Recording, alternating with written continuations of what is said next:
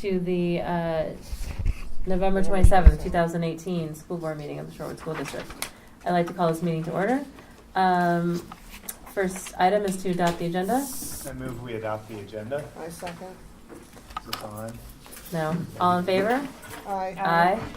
Motion carries 5-0. Dr. Davis, can you remind us of our overarching result? Yes, our overarching result for the school district of Shorewood is our students are leaders who challenge themselves to grow and achieve academically, pursue their passions, navigate change, learn continuously, and contribute to the common good. Thank you. Awards and recognitions? Yes, we've got two of those tonight.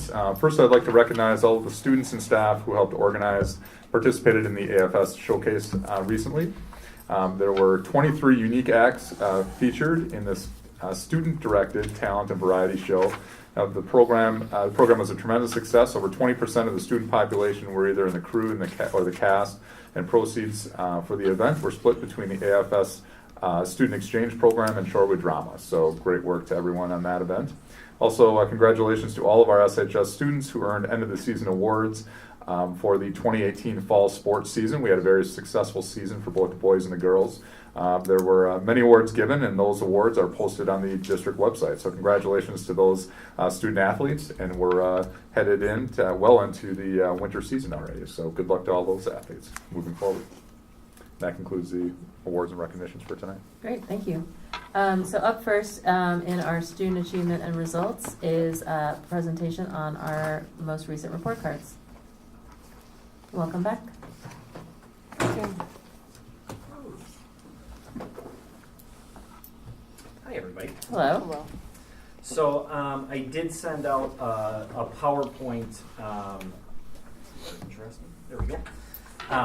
A PowerPoint kind of just outlining some of the highlights from our school report card this year, and just kind of going through one by one.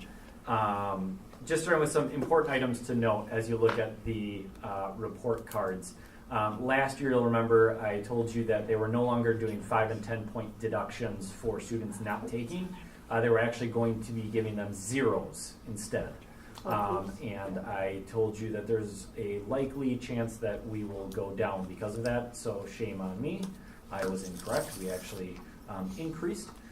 We did have less non-test taking than we have in the past. So it's a positive that we're able to avoid a fall due to non-test participation. Important things to note though, next year school growth, which is a value add calculation, it's basically on a scale of 1 to 6. A score of 3 means that a student has grown one academic year in an academic year. Does that make, so their academic growth is equal to is appropriate. And so if they grow more than a year, it goes up to 6. If they grow less than an academic year, it goes down to 1. And so that's a value add calculation that UW-Madison created. They've used it at the elementary and intermediate levels. They have not, as of yet, used it at the high school level. So when you look at the high school report cards, you'll actually notice that there is no school growth score. Next year, they will be using Aspire testing, which we've been doing for the past few years, to start calculating a school growth score for our high school. So that will have an impact on our high school. Usually we've done pretty well there, but it will depend on how we're doing compared to the rest of the state is how these report cards are calculated, which is difficult to say how is the rest of the state doing at a high school level because we don't know. We haven't seen it. So it's hard for me to say this will be a positive or this will be a negative for us, but it will be added next year at the high school level. Also important to note the graduation rate gaps. We had a large increase at our high school and at a district-wide level. And what's really important here to note is that as much as this is a 2017-18 school year report card, that's actually 16-17 data because we can't get graduation data to DPI fast enough for them to process the report cards because we don't always have graduates until the end of summer school. So it's actually lagging data. It's a year back. We had very, very close to 100% graduation rate in 16-17.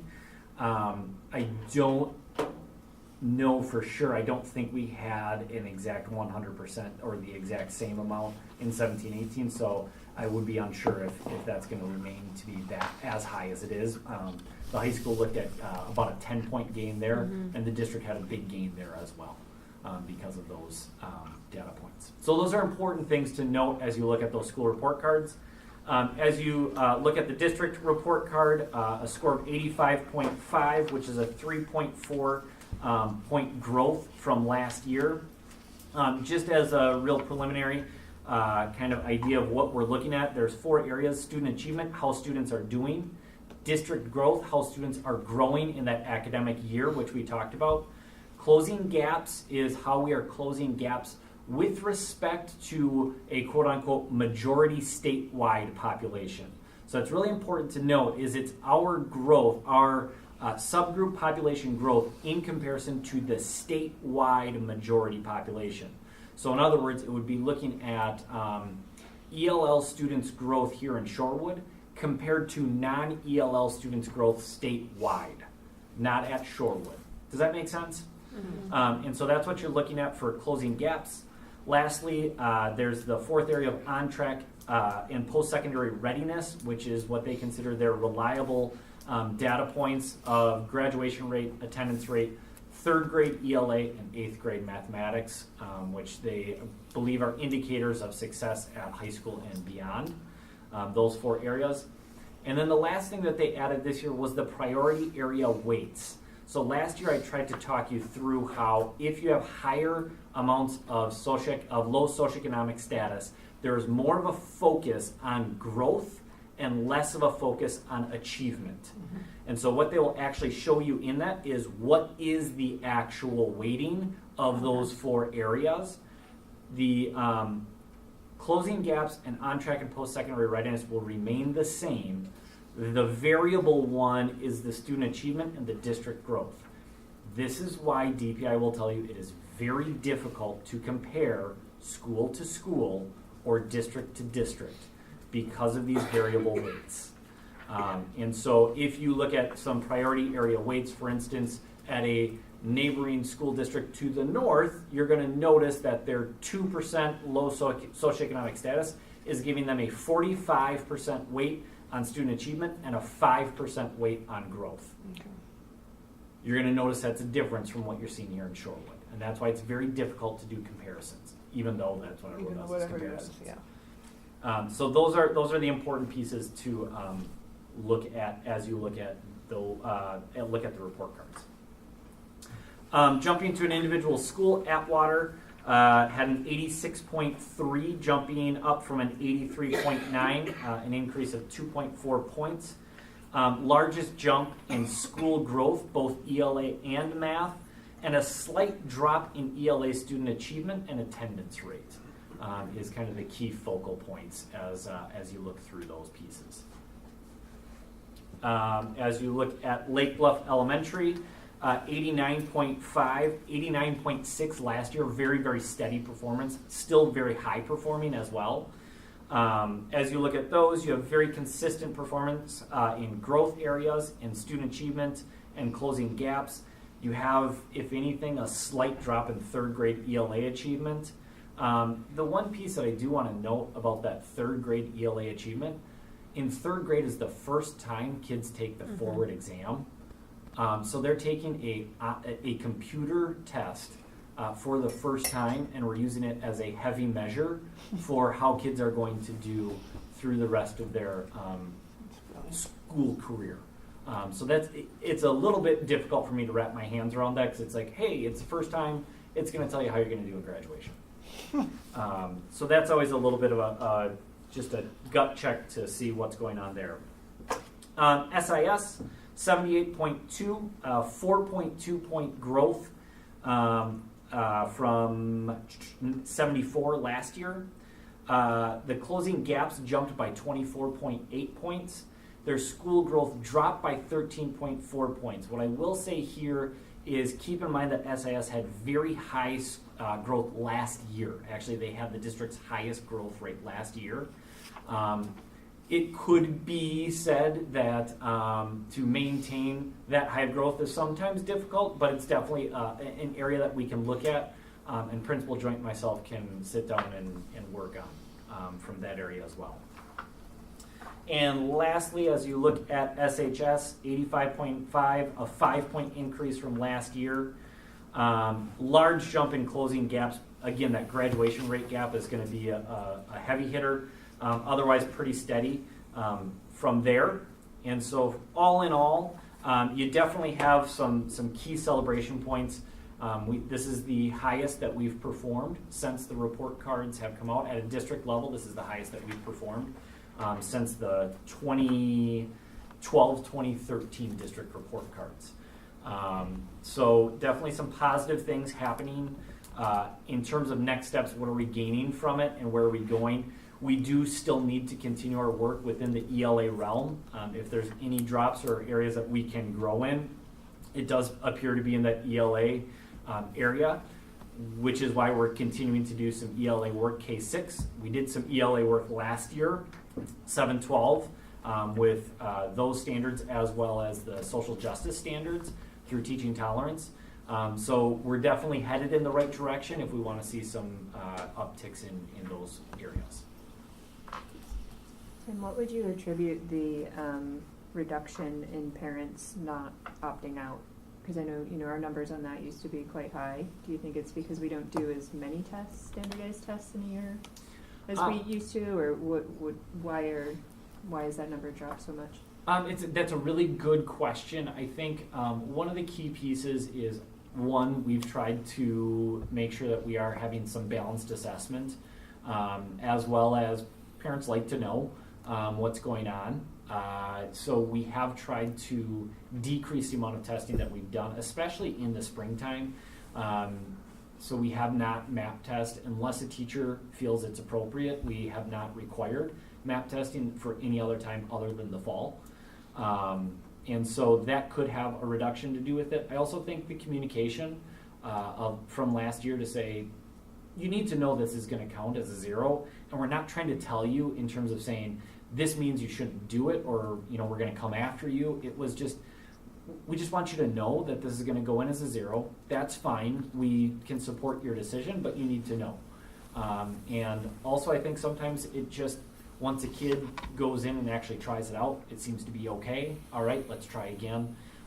So there's a lot of communication that happens between a principal and a counselor to kind of just help the parent understand what's going on. But it's really important that we remember that we're not trying to go after any one parent to say, you need to take this test.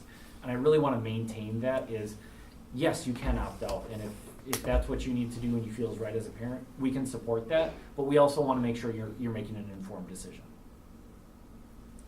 Can I ask a question about the growth measure? So it's using the forward exam to measure growth? It's using the forward exam from year to year.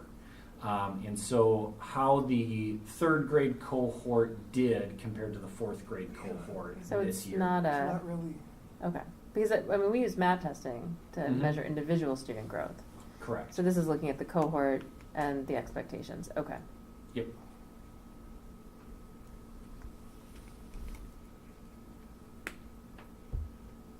Great. Well, congratulations to the district. Lots of hard work Fantastic by scores. teachers and students. Yes. Any other questions? No? Thanks, Tim. Thanks, Thank you. Good. Thanks. Okay, public comments? Okay. Moving on to district operations. So our first presentation is from the Milwaukee Education Partnership.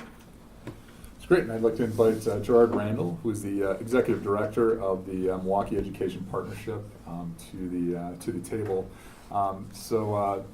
One of our initiatives as part of our strategic plan has been to diversify our teaching force, and to do that, we know we need to be able to branch out into different networks and be able to build our coalition around this mission.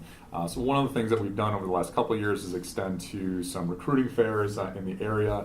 But we know that we, again, want to be able to build our reach. And so last summer, I had the opportunity to meet with Gerard Randall, who again is the executive director of the Milwaukee Education Partnership, to talk about the work that they've done with MPS and Racine over the last 5 or 6 years. And part of that strand then is specifically looking for staff of color to be able to bring to Milwaukee, to the Milwaukee metropolitan area, including Racine, in order to teach. And so we had a really good conversation, and this is, I think, an important partnership for us to get beyond Shorewood, to be able to partner with MPS, to partner with Racine, and to be able to be part of a cohort that can build some resources to get out and have a national reach.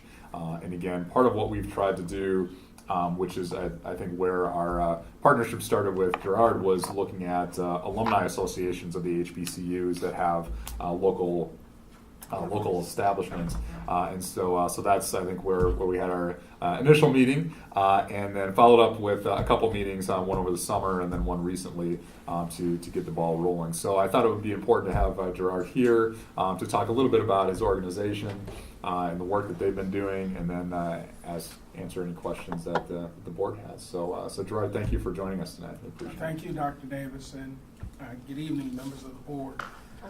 First, a little overview of the history of the MEP. We were convened in 1999 by then UWM Chancellor Nancy Zimpher to improve the academic achievement of Milwaukee students in math, reading, science, writing, to get students ready for college, and to prepare and place high-quality teachers in urban school service. Over the years, we've and this will be our 20th year coming up next year.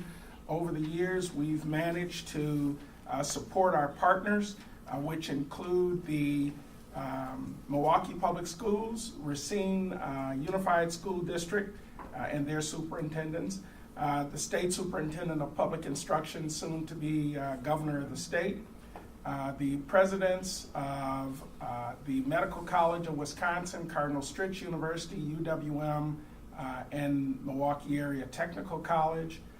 Our board president is Ashante Hamilton, the president of the Milwaukee Common Council. We've had many other secondary partners over the years. In fact, depending on the kind of grant that has been secured, we've had as many as 50 different partners for support for those grants. Some of the grants that we've received in collaboration, the Gear Up grant for the Milwaukee Public Schools, that was a $28 million grant. The MEP was charged with getting the 50% match. We had 3 months to raise $14 million. No pressure. No pressure. What it allowed us to do was reconfigure the grant so that it wasn't your typical submission to the Department of Education. We lobbied heavily to get the grant.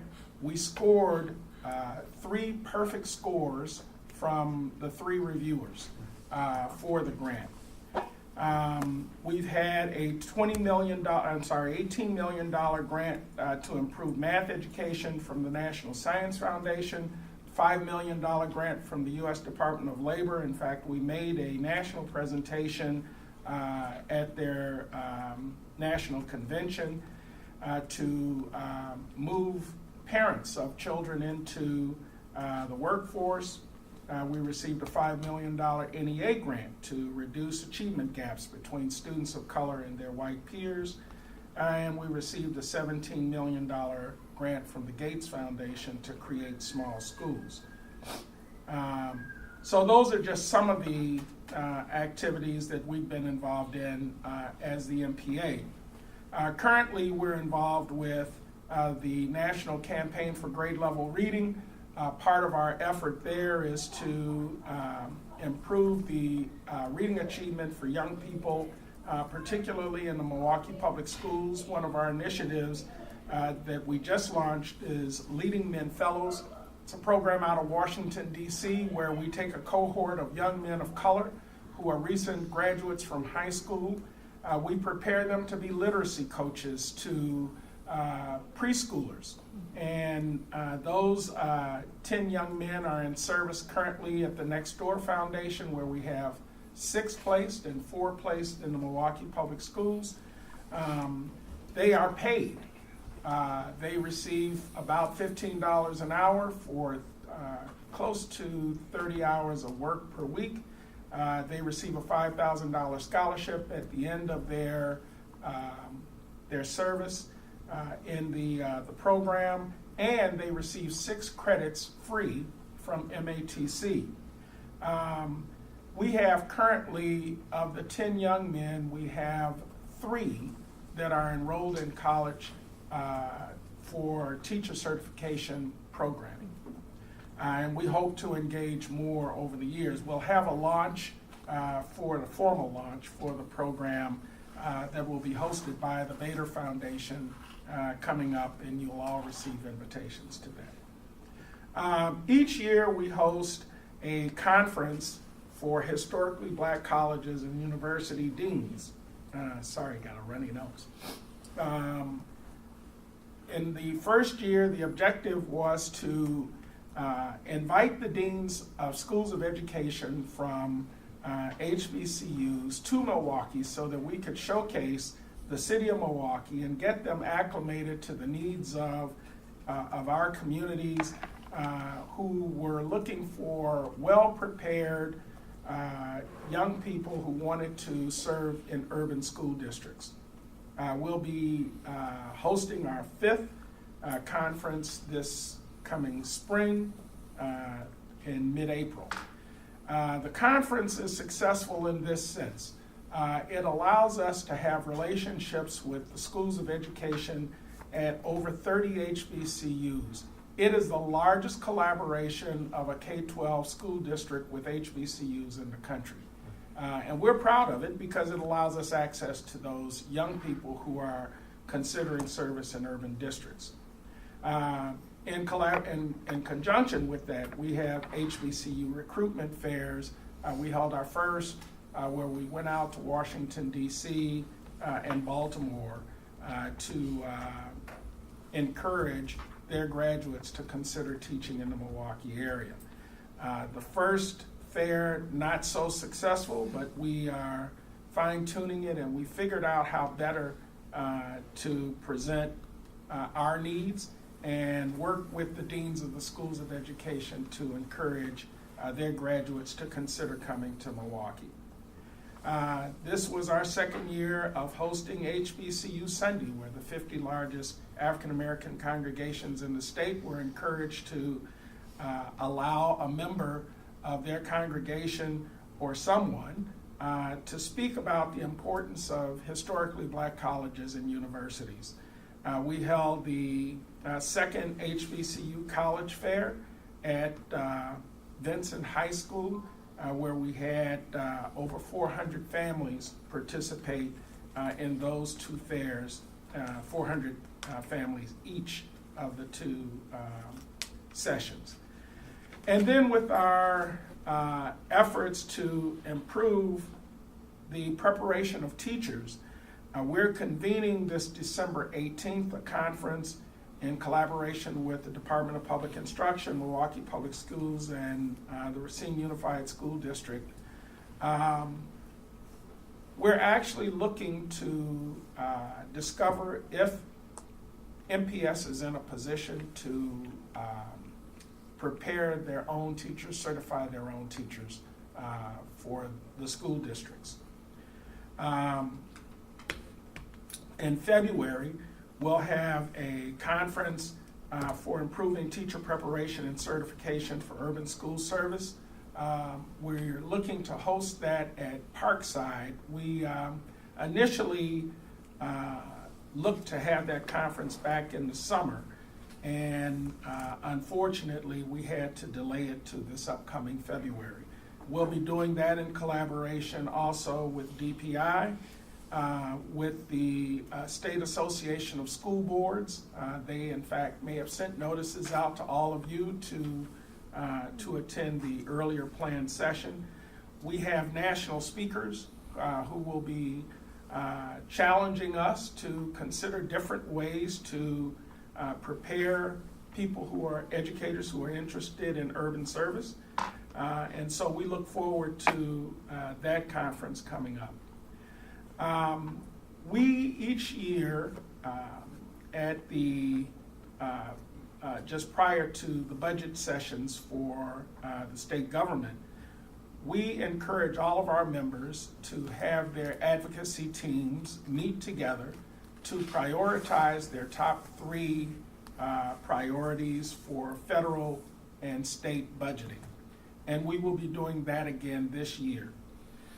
We connect our partners to a variety of nonprofit organizations and institutions of higher education, as well as those who are sitting around our table. Another big initiative for this summer, we look to have 2,000 young people employed in Milwaukee County through the Workforce Board of Milwaukee, Employ Milwaukee. It's an organization that I used to head, and I'm still proud of the work that they do in placing young people into summer jobs. And so this coming summer, our goal is to double the numbers that were employed in summer jobs, subsidized summer jobs, and to ensure that Shorewood and the other counties that are the other communities that surround the city of Milwaukee have adequate support for their young people in those summer jobs. And then finally, we think it's important to build relationships with other superintendents in the region, certainly for Dr. Davis to have the opportunity to interact with the superintendents at MPS and at Racine Unified. They are fairly new to their responsibilities. As many of you are already aware, the musical chairs that we've experienced in higher ed leadership as well as K-12 leadership seems to be the most vexing challenge that we have. How do you find good leadership? You've already identified some, and we are looking to make sure that there are others in the pipeline, because 4 to 5 years of service in any one district or at any one campus seems to be the new rule of thumb. Any questions that you might have, I'm prepared to answer. I'm curious, what are the you said your initiative in terms of some of the teacher outreach wasn't as successful as you had hoped it would be. What are the challenges for getting people to come to Milwaukee? We managed to get the deans here and thrilled with the city of Milwaukee. We got them here when it was relatively warm. That might be the problem. If you're at an HBCU in Atlanta, Washington, D.C., or any place else in the South where most HBCUs tend to be, to try to get them to come, even those that are graduates of our local high schools that go to HBCUs, to try to get them to come back is a challenge. 2 other areas, though, along that line that we do recruit for, in partnership with Johnson Controls and Foxconn. Foxconn will have a need for over 3,500 degreed engineers. And they will siphon many of those who are talented engineers away from other companies here in the southeastern Wisconsin region. We have the 4th highest concentration of engineers in the country here in southeastern Wisconsin. We compete with Seattle, the Silicon Valley, the Quad in North Carolina for talent. And the HBCUs, there are 5 of them that are our partners that produce over 60% of the black engineers in this country. So we are working with them to help create a talent pool for our local businesses. We're also looking at healthcare professionals. 30% of the black doctors and dentists in this country are prepared at 2 institutions, Meharry in Nashville and Howard University. And so what we look to do is encourage those healthcare professionals to consider Milwaukee. We're working in collaboration with Ascension Healthcare, which interestingly enough, has operations in many of the communities where there are HBCUs. So it's daunting work. Our next effort is to get these young people to come to Milwaukee during the summer as interns, to get the list of juniors and seniors from the HBCUs that we partner with, so that we can do a more intensive effort at recruiting directly with those students. That's how we've made adjustments.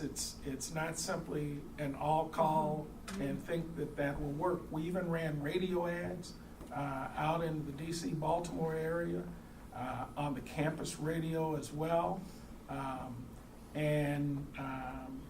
What we found is that we needed a far more personal touch.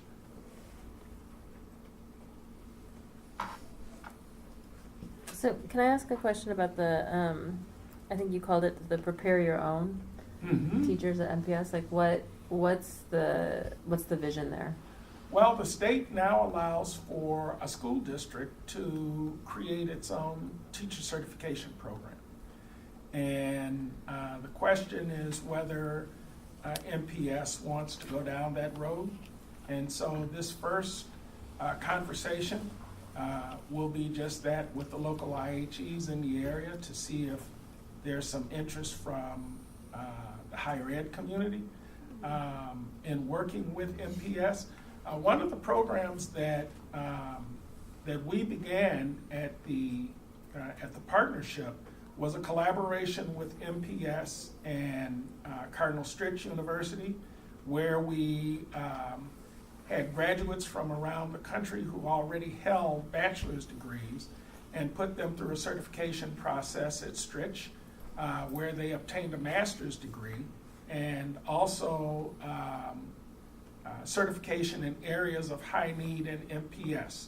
Those areas would be bilingual education, special needs education, and science. Successful but small scale, and clearly the needs are much greater, and just as administrative leadership moves around, so do teachers.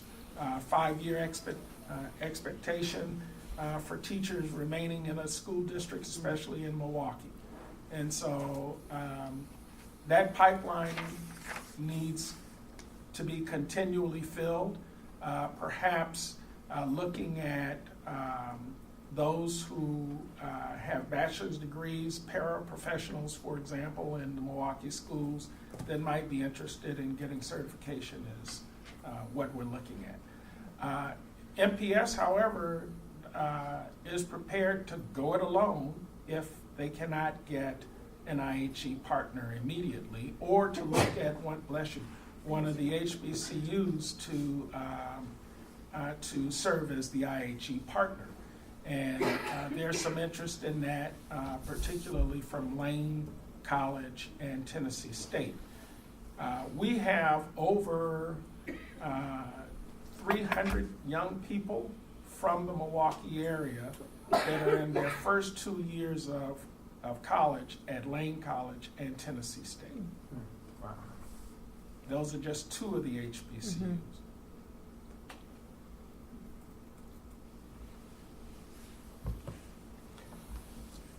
So thank you for your presentation. Thank Quick you. question about your perspective on what the struggles are in retaining teachers, not only recruiting, but once we have them, retaining teachers, and I guess that's the first part. School climate is probably number one. Compensation falls somewhere in the third or fourth category. And number two is feeling that they're supported by and respected by the district. If you look at many of the instances where teachers have participated in exit interviews and they talk about the reasons that they're leaving, climate and lack of support seem to be 1 and 2. Compensation only if they're leaving teaching altogether and then going into another profession. Because for the most part, there's parity in this region when it comes to compensation. Unless you go to choice charter or private school. And then you'll have some, but the offset is the perception that there's better support and that the climate in the schools are better. And you wear many hats. You talked about lobbying for some of these grants. Yep. Have you, because although compensation is third, and I've found that as well, and I'm in teacher education, that compensation is not the number one, but it's up there, and it's dissuading a number of people from even, and teachers within MPS from encouraging their own students and children to pursue a career in teaching, so I don't want to negate how important that is. But by the same token, in your capacity in lobbying, have you, especially these last few years, been able to articulate that to the powers that be to create some change, and have you had any success? Well, all of the partners that sit around our table certainly have been as aggressive as possible in making that case. When Dr. Thornton was superintendent of schools, we would make regular trips up to Madison, even so far as to corner legislators in bathrooms to make the case. It wasn't fun, it wasn't delicate, but we felt that if we got you, we're going to make the case. So, yes. Okay. And I've heard very good things about the $18 million grant that you got through the Math Foundation, the impact that had on raising test scores within MPS. Could you tell us a little bit about Gear Up, the $28 million grant that I don't know as much about? So Gear Up is also through the U.S. Department of Ed. The NSF grant, back up a little bit, what it showed us is that you need to start early with math education. And teachers who are teaching math need to be better prepared. When we went to a system where those who were in early ed, first grade on, if they weren't certified as math teachers or if they didn't like math, they tended not to teach math very well. They only went as far as they understood or liked math. And so what the NSF grant showed us is that we needed to better prepare all our teachers who wanted to teach math. And so that's where subsequent funding ultimately went. With Gear Up is a pre-college preparation program. You have cohorts over the 7 years of the life of the grant. The young people get exposure to college campuses. They get remedial support so that by the time they get into high school and go through their high school years, they're getting a steady dose of academic support in math and science and writing in particular. Then we look to ensure that in their junior year, their senior year, a college campus is not foreign to them. So our partners in the Gear Up grant, which is now ending,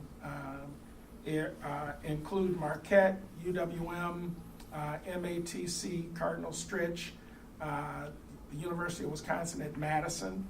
We've had, in our grant, broadened the number of partners at the higher ed level that were available to us. The beautiful thing about that grant is that when the young people exit the program to go on to college, there's funding available for them to go. And previous Gear Up grants, one of the components that had been missing is financial support for those young people to help them in their first and second year of college. And so the match really was made up of scholarships that would be awarded to those students when they went on. And the funding that was committed by the campuses included campus visits, all kinds of tutorial supports, ACT prep, assistance in getting the FAFSAs completed, that type of thing. But it was a 7-year grant, so that's why the size of it was so large. Very good. So, Brian, you want to talk a little bit about our relationship with MEP? Yeah, so this will be us, entering into to those types of opportunities, and so as Jared and I had talked about, I think there's a real niche for us. Certainly the evolution of this partnership was certainly focused on urban ed, and so but what we see as an opportunity again is to expand horizons and opportunities for students in the HBCUs and our partnerships and our ability to network, with Racine and with MPS in real ways, to be able to network with the superintendents, to be able to be part of, lobbying efforts, to be part of, programs and grants that we can use to be able to scale up, because we're in very similar situations. We're trying to recruit, similar candidates with similar skill sets, and so we need to be able to compete and to be partners in that. I think is going to be much more advantageous than us trying to do that on our own, especially from a size standpoint. For us to be able to scale, use the scale, economy of scale, for us to be able to go and do some of this work, I think is really important. So I'll be joining them at their next meeting in December. Yep. And beginning that work, and we'll see again how much we can be involved in the spring in those activities. One of the things that I think is really exciting for me is the opportunities to be able to bring, maybe not this year, but in the upcoming years, being able to bring candidates in for internships over the summer, because there's no place better in the country to be in the summer than Milwaukee, Wisconsin. Right. So this is a really good time for us to have them,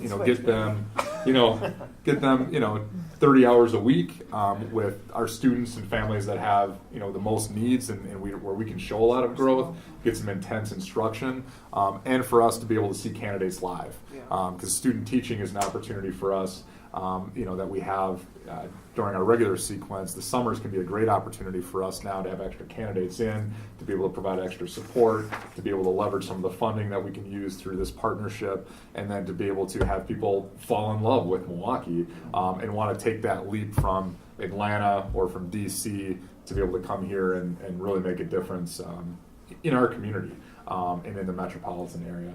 But specifically, I think we can be an important complement to what Racine and Milwaukee have done over the last 20 years essentially. So that's how I would see our role. Thank you. Thank you. Great, Thank you. thank you so much. All right, so next we're going to hear from Pat Miller on an update on the school safety grants, round 2.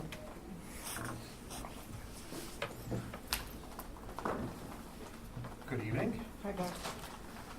Actually, I'm going to update you on both rounds of the school safety grant. The executive summary that I sent out last week indicates the dollar amount that we were awarded from both rounds of the school safety grant. If you remember, last, I would say winter, maybe early spring, the Department of Justice announced school safety grants. It was part of the biennial budget, and there was quite a bit of confusion, I guess, as to how these grants were going to get rolled out in the application process. Later in the spring, the Department of Justice came up with the application process, and after the first round of the school safety grants, in which Shorewood received $102,000, almost $103,000, the Department of Justice determined that the dollar amount requested in the first round of the safety grants, which did have some, both rounds had some restrictions in it, but because of the restrictions, it didn't allow for the grant dollars to be depleted, so they announced that there would be a second round with some slight adjustments to the parameters. The Shorewood School District did also apply for the second round of the school safety grant and was awarded $116,000 in that second round I did give a high-level summary of what those dollars were spent on. In the first round, $3,100 was awarded for shatter-resistant film that was installed at Lake Bluff, Atwater, and Shorewood Intermediate School. It's not allowed in the high school campus because the way the grant was stated, it was, you first of all, your building had to be locked during the school day. So the high school buildings are not. And there had to be one main entrance, and because of the nature of our campus, the multiple buildings, we don't have one main entrance. So It just seems like the most ridiculous thing in the world. It would seem that just the opposite would be appropriate, which is because of the nature of the buildings, just that little piece would be a really smart thing to do because it's easy to do. I'm hoping we do that anyway, that we get the film to be able to put over the glass regardless of the safety grant, because that's a simple way to provide some security. And I think that's Particularly something here. that we can look at once we have the ability to lock down our doors. Some of the things that we have in our facilities planning will make that an appropriate measure to take. I don't see why it's inappropriate now. I don't see why I think it's the idea is inappropriate. nobody's gonna break the glass to get in if the door's If the door's not open. locked in the first place. But in classrooms that have glass, I mean, we have a lot of places where there's glass where you can provide additional security. If I'm locked in a classroom, I don't want somebody to be able to break that glass. Understand, this was not for classrooms. Oh, it's This was direct- only direct for entrance entry into doors. That's important. And Thank so, you. for example, at SIS, they would do the entry doors and any entry-level side lights. Okay. But, for example, any of the transom windows, they wouldn't Won't do. it. Okay. And there's some confusion around this that it was a bulletproof film, which I don't believe there is a bulletproof film. It's just a shatter resistant. So if somebody were to go and try to pop the glass out, you wouldn't be able to just hit it once and have the glass shatter. You would actually have to take out the entire pane of glass. So we were able to get that award for the 3 schools, and that has been installed. Okay. We also received $99,700 that was applied towards upgrades and installation of security cameras at all of the campuses, which those upgrades were completed. In the second round, $116,264, $8,000. There's I should say. The middle pot of money that's on my executive summary, $87,700 for additional installation and upgrades to security cameras district-wide. That sort of just helped us continue to do the project that we had started with the first round of the grant. Then the $8,738 for staff substitutes and $19,778. That's all revolving around training in trauma-sensitive schools. This is a process that we have begun in the school district. It will take it'll take us the entire year to complete that. The 2 different parts of the grant allowed for payment for the training that we're going to be sending the group of teachers to, and then we received another part of the grant to compensate us for substitutes and travel. So that process we're in progress with that, but it will take us a year to complete that. How many teachers are we sending to that training? I believe it's 17. Okay. And it's covering substitutes while they're gone at the training? Correct. Okay. And then is the 86,000 for the security cameras, is that, like, what percentage of that, then will that project be complete? That project is complete right now. Okay. And I mean, if any of you would like a little demonstration after the board meeting or before you recess, I actually have the ability to log on to our camera system here And I actually have the ability, and this is something that what we're working on is the ability to log into our camera system through a VPN, so that eventually we will be able to allow local law enforcement to have access to our camera systems inside of all of our buildings, so that if there is any type of an emergency call or if there's an intruder or whatnot, law enforcement will actually be able to, from their vehicles, monitor what's going on in the inside of our building. So for me, if I get a call that there's something going on in one of the buildings, I can, from my home in Johnson Creek, log in to our camera system and actually, see what's going on. I've actually used it once. What needs to happen to have law enforcement have that capability? We want to make sure that the system is working well from inside our system, and then we can work with the police department in whatever. I'd have to have Mickey sitting aside of me to be able to answer that question, but just to be able to give them VPN access. So it's is that on an doable without. emergency basis only? We're not having them on our cameras like anytime. I believe it would only be from their squad vehicles. So, and again, this is something that we have to flesh out with them. But again, give them the ability to monitor prior to entering into a building. And is that in the security camera piece? I think this might have been your question. Does it cover all the camera needs that we have, or do we still have additional work to do? We've Yeah. completed the funding. Sure. But does that mean that piece is done, or do we still have more to do? What I'm going to say, and we've actually, Mickey and I talked about this the other day. We feel that our camera coverage in our buildings is solid. Are there some additional camera pieces that we could add? There always are. I mean, we could always add. It'd be nice to put an additional camera here. It would be nice to put an additional camera there. But we feel that the coverage that we have inside of our buildings is adequate coverage to secure our buildings. What we're also doing in our software is developing a map that coincides with the cameras. So as you can go into a school building and see a map of that building, and like a yellow dot, that's a live spot. So if you want to see, you can see what that camera is looking at, and you can click on that and it will activate that camera.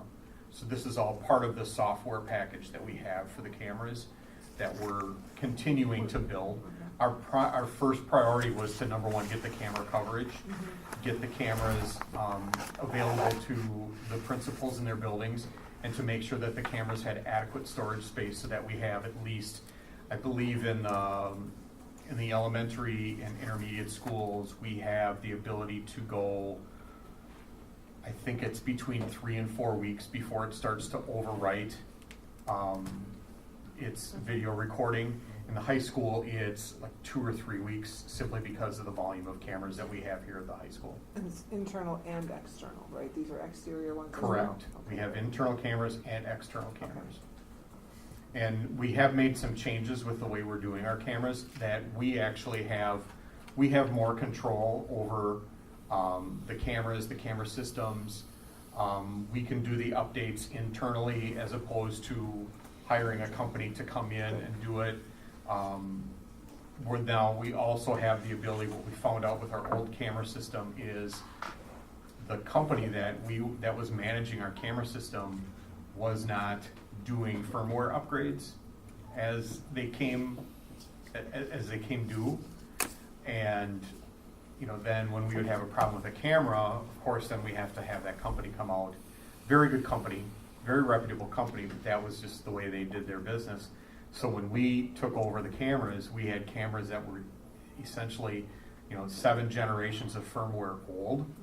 And so we had to do every firmware upgrade to that camera, hoping that when we got to the end, it was still a functioning camera. And that was one of the things that it took us quite a while to go through that process. But The camera coverage is quite extensive.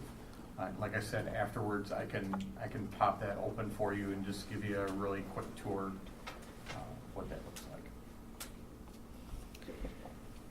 Regarding the trauma-sensitive schools training, could you, has there been a plan developed to get those 17 teachers that are going to be kind of ambassadors within their school buildings, or to pass that training on to the rest of the staff at their schools? What kind of discussions have occurred around that? At this point in time, and I don't know if Tim wants to come up here, I think he's been more involved with that part of the professional development. But I know that we have begun with the 17 teachers, and the plan is just that they are going to be the people that become the trainers. Okay. Yep, so they're building TSS teams at each building, so they each have 4 to 5 What teachers. does TSS stand for? I'm sorry, trauma-sensitive schools. So trauma-sensitive schools training, and each school has 4 to 5 teachers or staff members that are participating. Each one has a counselor on that team, so they're getting together to 1, learn, and then 2, plan for implementation for the rest of the staff. Was this a self-selection process, people who wanted to be in this role, or was this a told? Or? Yeah, so Dr. Anderson put those teams together, so I'm not 100% sure how they got put together, but I think they did pull strongly from the school safety teams as well, but I can't answer that for sure. I don't think anyone was forced to be on the trauma-sensitive schools team. It would seem an awkward thing. It would seem awkward. It would seem traumatic. Okay. But I mean, whoever was on it was put there knowing full well that the transition is to then become a trainer for their colleagues. Correct. Okay. Yeah, and the development of those teams and be able Yeah, to build that out support. staff-wide. Okay. Yeah. What's the timeline to get, so the training of the 17 will be this year, Mm-hmm. then what's the timeline to essentially inoculate the entire district with that capacity? Yeah, I would love to say that would be our work throughout next year. There is some clear connections between, for lack of a better term, our connectedness push with students and trauma-sensitive schools training. So there will be a very good connection between those two. Okay. It will be great to have additional teams be able to meet their individual schools' needs in terms of what that looks like. I would say hopefully next year, if it turns out, you can actually look, DPI has about 17 modules out for trauma-sensitive schools training, so you can watch them all right now. But it will take some time to get teachers together to, 1, not only learn, but then 2, to come together and plan for, so what does that actually mean for practice. Lake Bluff, for Atwater, for SIS, and for SHS? Okay. So I would say probably anywhere between a year to multi-years, 2-3 years, to really make sure that we're doing it right. Change takes time. Okay. Thank you. Thanks, you guys. Yeah, thanks. All right, up next is a discussion of what I think we're calling the Untitled Shorewood documentary. And so Brad was here and his team was here. Was it the last meeting that you taped? Yes. Yes. And so is interested in doing a documentary. He sent over all the kind of possible agreements. So maybe Brad, you want to walk us through what you're interested in doing? Sure. Good evening, everybody. My name is Brad Lichtenstein, and just a quick introduction. Hi. Hi. My name is Emily Keister. So I work at 371 Productions. I've been there for about 3 years. And then I'm also a UWM grad, so I just graduated this last May with a film degree. Congrats. Thank you. And It has a film coming out. And I was just saying, you have really happy parents because you have a film degree and you are a working woman. I am. I have a film degree and I'm working in my So I industry just right wanna away. say, Yeah. Kudos to you. It's good stuff. It's really good stuff. just a quick summary. Our company, 371 Productions, began in 2003 when I moved here, and have done lots and lots of documentaries and series for television and movie theaters and film festivals. We've won DuPont Award for Excellence in Journalism 2 times. We've been nominated for a National Emmy. We premiered at the Sundance Film Festival and are about to do so again. We just found out. And we also have been recognized with a nomination for a Peabody Award, which is also in journalism. The project that we want to do, and by the way, people can just check out 371productions.com. There's a lot of stuff about us there. The project that we want to do is, and have begun in some ways, is to tell the story of how Shorewood, particularly the school community, goes down the path to try to achieve the racial equity goals that it set out for itself. And certainly the To Kill a Mockingbird moment was a kind of gelling moment for me as a film director and also as a resident here and as a person who has 2 sons in the Shorewood school system, that this was a story that really needed to be told.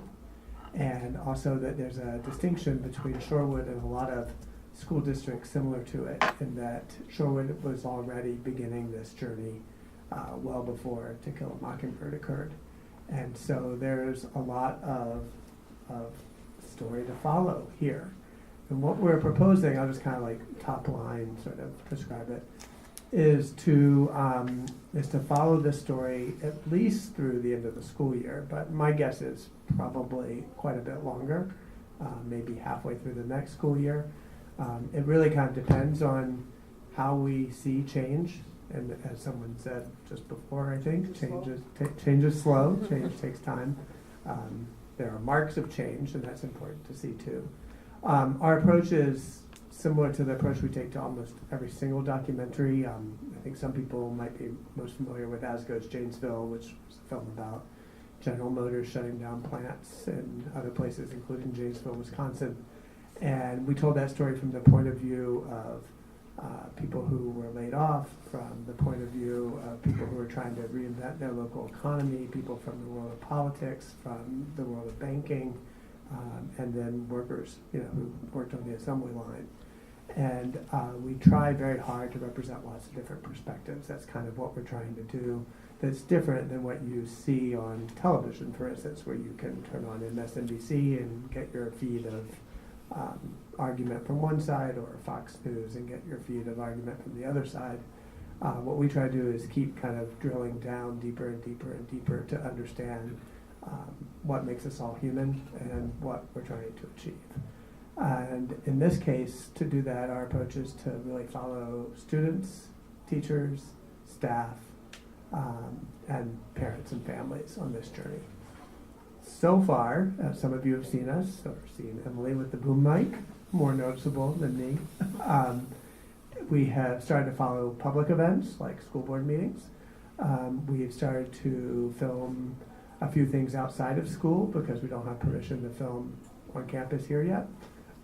So some meetings and events that happen outside of school, Shorewood Moving Forward, some of you have been there. Yep, some of you have been there. And then our hope is to begin, and I've said this a lot to Dr. Davis, that this is not a kind of binary moment or decision. Ultimately, what we're asking for is access to the school and to campus with some rules regarding that. But it's not a binary moment. It's really about building relationships over time. And access is a relationship, essentially. It's building trust. So to that end, we've had a lot of conversations without a camera. We spent a lot of time with YRU students. We spent some time with Joe King. We've met his students, but because it's during class time, we haven't really sat down with all of them yet. We've met with all of you. I think to date we probably had about 52 meetings related to the film, just to listen and to learn and to share, what our vision would be, which is a kind of, it's an evolving vision because it's very responsive to what happens on the ground. We've filmed a little bit of some of the equity process that's taking place.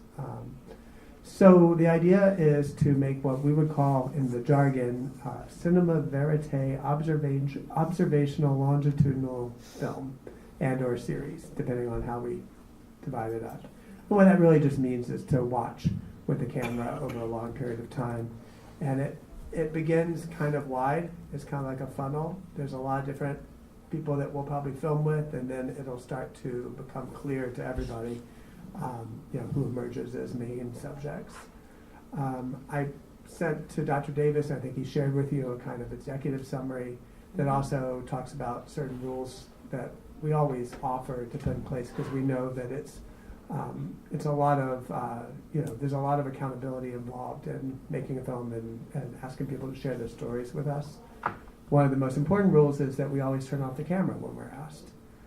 Another important rule is that we don't spread information. So anything that happens, whether the camera's on or off, is not something that we're going to share with other people, or worse, or in some kinds of drama that you see on television, unscripted entertainment. We're not going to use that to leverage an emotional reaction or some kind of response from somebody else.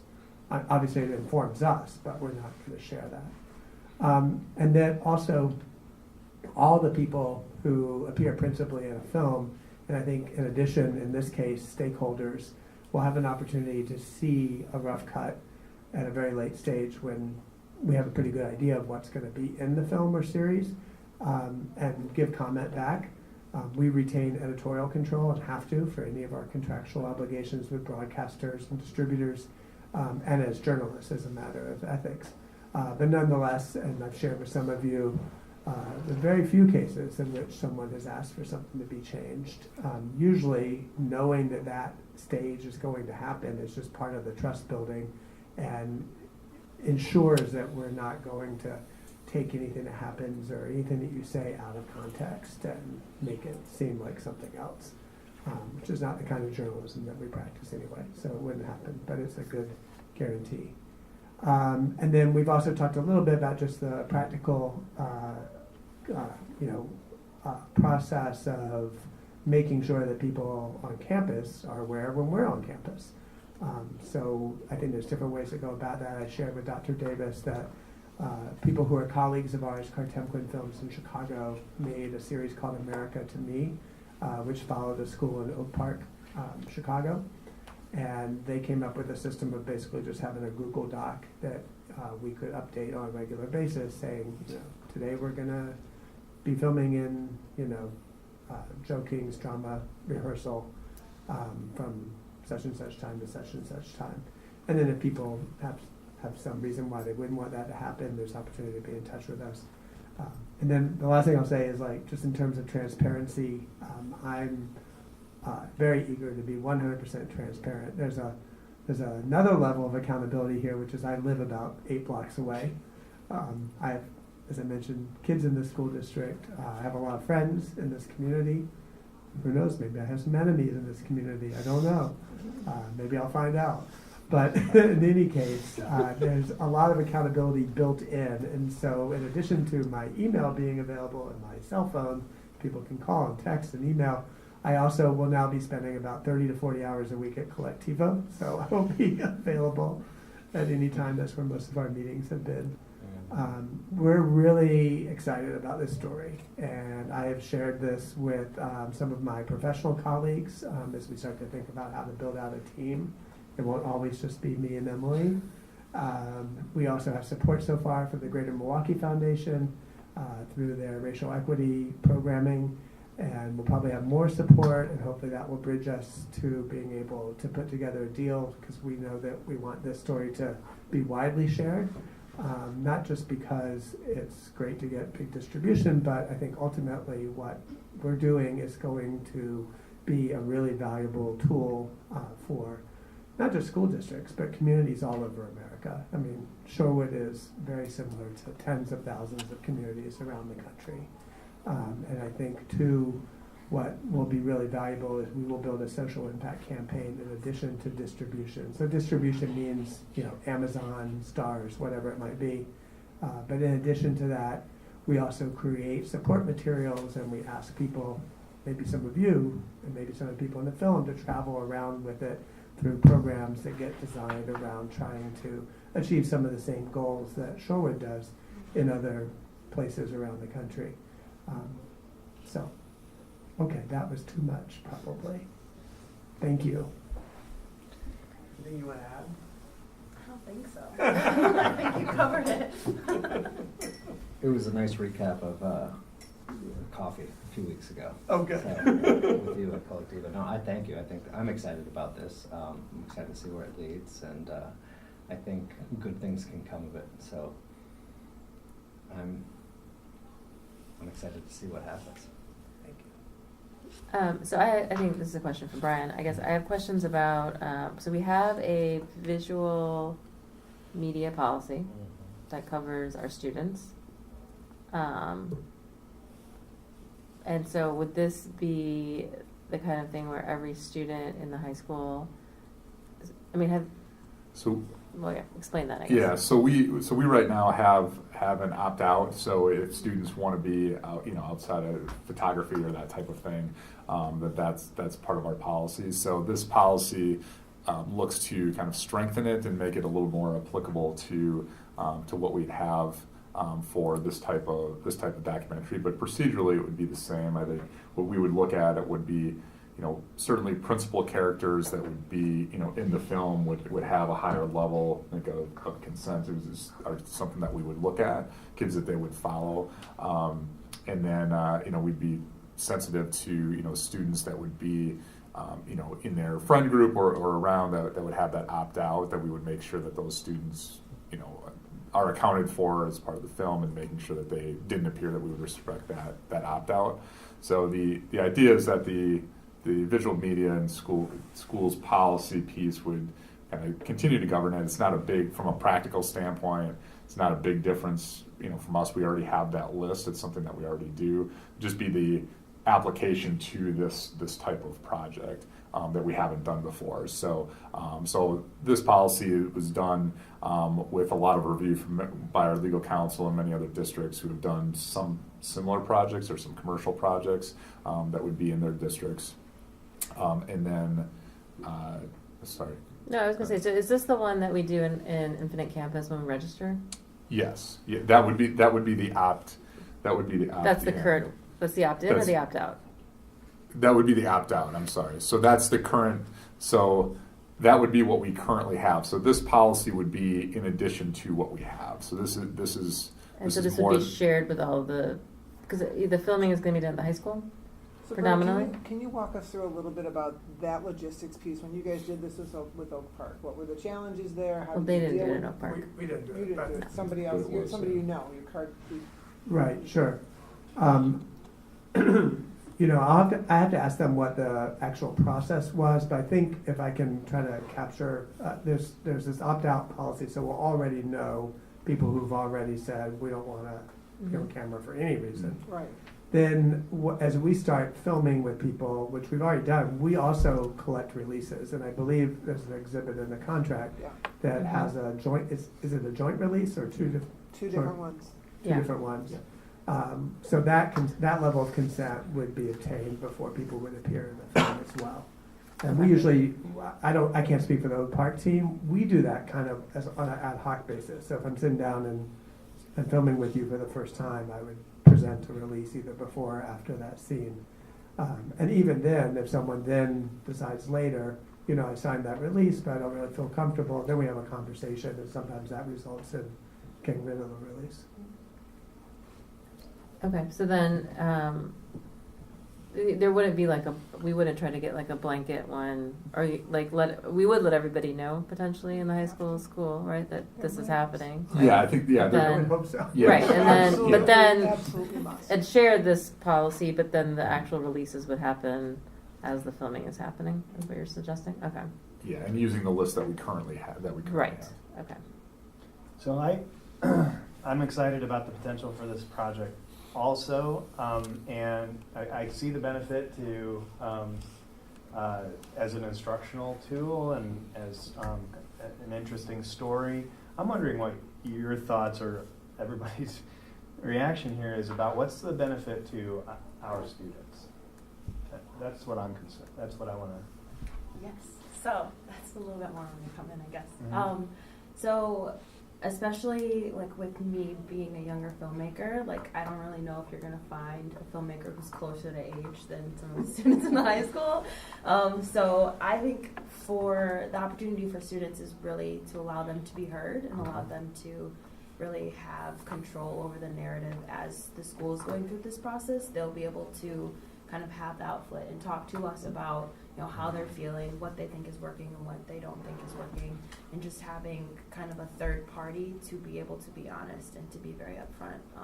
And again, like Brad said, this is all building relationships, so we want to make sure that students feel really comfortable with us and allow us to, you know, hear their stories. And I think that, you know, our presence, we want people to feel comfortable, and I think that this is an opportunity for students to know that they're going to be heard and they're going to be taken seriously.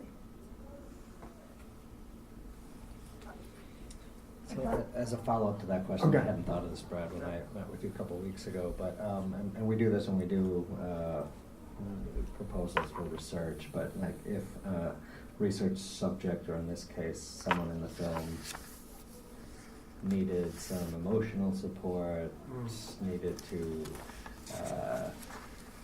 you know, go to a counselor or something, do you have things in place to, or steps at least that you've worked out with the district or with outside groups to provide necessary support should they need necessary support? That's a great question. What we've done in the past, and I don't think we've done anything formal yet, but once we get rolling, it would make sense, is both to work out support. So I think in this case, we probably would want to have some kind of protocol if there was some reason, you know, to involve a counselor here. Also within the bounds of the relationship and the confidentiality that, you know, is governing our relationship with people. But we should probably, you know, I would like to have that conversation and talk through maybe with some of your professionals. And then, you know, another Shorewood resident, Ken Cole, has served in that capacity when we did Precious Lives, which was a 2-year-long, 101 episode radio podcast series on gun violence in young people.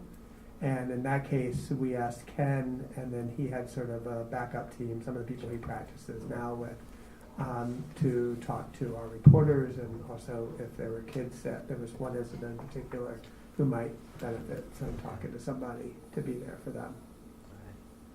Great. So how do you envision the kind of communication piece to the students and the families in advance of this? Because that's certainly important, that nothing starts before there's very clear communication of how the district's working, how you're working. And how does that, is that in person, is that in writing? What do you see in terms of how you approach that? So that, clearly there are people who are going to say, no, I don't want my student to be involved in this. I know that's going to happen, and that's appropriate, and parents should have that ability. But how do we make sure that we've got all those bases effectively covered? Sure, no, that's also a great question. I think Dr. Davis and I kind of talked a little bit about maybe we use Infinite Campus for communication, that there could be a communication that I write along with information for how to reach me for further discussion. I think that's kind of like on that blanket level. But then we've already identified students, and the one group we haven't done a lot of outreach to, but we're hopefully going to be at a staff meeting a week from Wednesday as teachers. But for instance, with respect to students, we've already identified a group of students that we want to start filming with. And we've been going to, in the case of YRU, their club meetings and having conversation. We've also had individual conversations, and then core leaders have met with us. I'm eager to do the same thing with the drama program and the drama students. And those are the two places where we want to begin. And then we see where the story starts leading us. But in all cases, start building those relationships by having just one-on-one or, you know, small group conversations and being able to address things that way.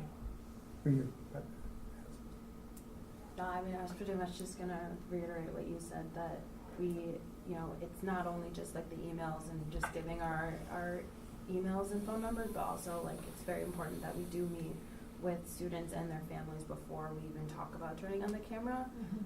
Because even regardless of like whether or not someone says I'm comfortable being on camera or not, there's also, it's weird at first when you're on camera and the camera's in the room, and we don't want to just kind of surprise people, because then people, act differently and kind of get startled. So we want to make sure that people are aware and we're kind of allowing them to know that we're going to show up in a lot of different ways. Well, and I know you're speaking that you have kind of a semi-targeted group to start out with, but I also do think we have to make sure that we address the totality of the population of our school, because you're going to be present, and things unfold in ways that you don't always expect it. Right. So I think we have to be prepared for, okay, maybe I'm not connected to either of those groups, but I find out that there's a way for me to have voice, and I want to do it, and so I think we have to really make sure we address the whole and not just the presumed smaller pieces. Totally, and I'd be open to other ideas too. I mean, in addition to communicating through Infinite Campus, if we want to Not have everybody gets that, yeah. well, everybody gets that, right? Or not everybody gets that? I don't think- Only if you have a student Parents, that's currently in the Okay. school. Parents. But I'm open to other things too. If we want to have, open assemblies, if we want to. Yeah, Yeah. right. Okay. And we're trying to do a pretty good job too of kind of making the rounds of the different groups in the community that are, addressing these kinds of issues. So Brian, can I ask you about the conversations that have happened already with the teachers? What have you discussed with them already? Yeah, so at this point, I've just met with a couple of our SEA reps just in our monthly meetings, so I haven't gone out, beyond that. And so I think there's interest in once I describe the project and to be able to kind of tell our story and monitor that progress. But I think it's going to be certainly really important to be able to go to each staff, I think individually, to be able to talk about the project, have them ask questions, and kind of see where we're at. Because part of our real progression, because of our size, we do our professional development K-12. So as we're doing that, our race work professional development, for example, is a really important piece to us continue to make progress. So if that's part of what the film will help document, we got to make sure that people are comfortable in that space and that doesn't impede our progress or the storytelling that we need to be able to do. So the plan is to be able to go to each staff, kind of give it, we'll send the executive summary ahead of time, have a conversation with staff, and then again, in some capacity, measure comfort level.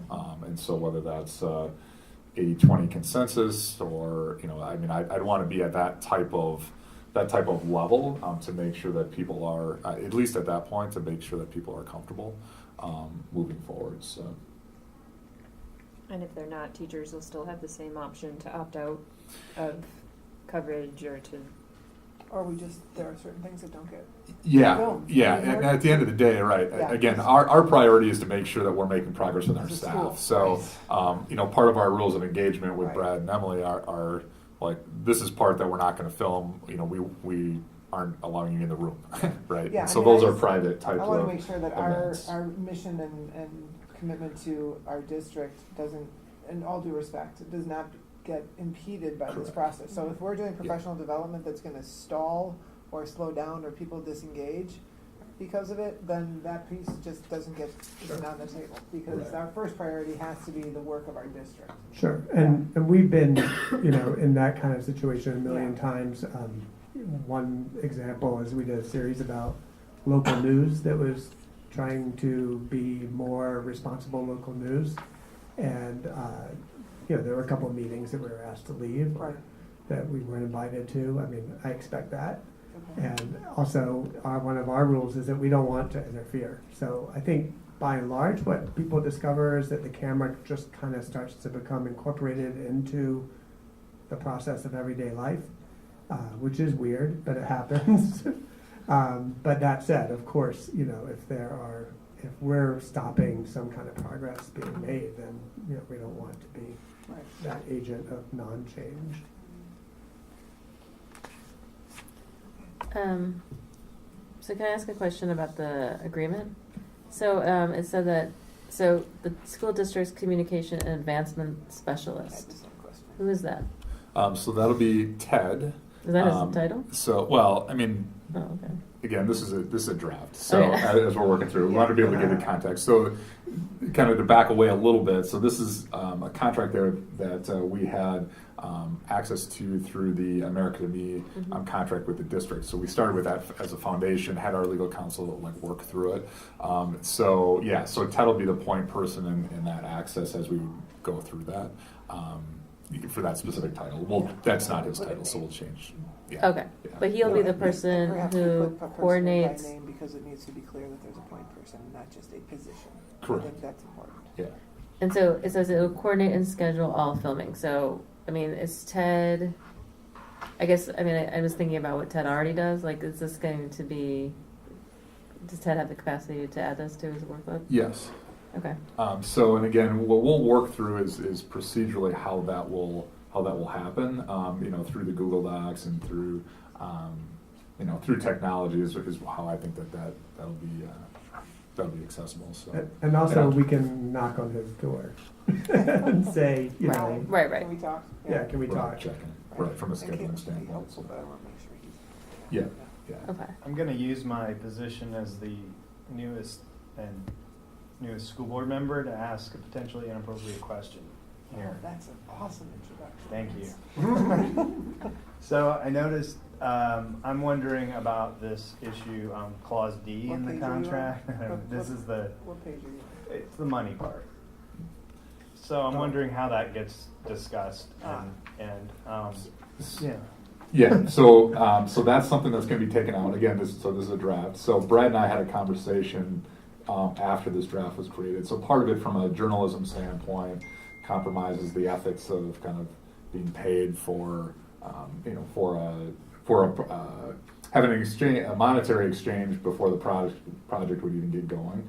So that's something that we'll take out. What I did talk to Brad about, though, would be kind of support from our standpoint to be able to potentially do fundraising on the back end of it for Youth Rising Up or for other associations that would be portrayed. Right. We'd want to have it again be something that we can benefit from. Right. But I mean, the There district, could be a commercial value down the road. presumably, yeah. I mean, yeah. So And you this money, this is and- what in the one from Oak Park.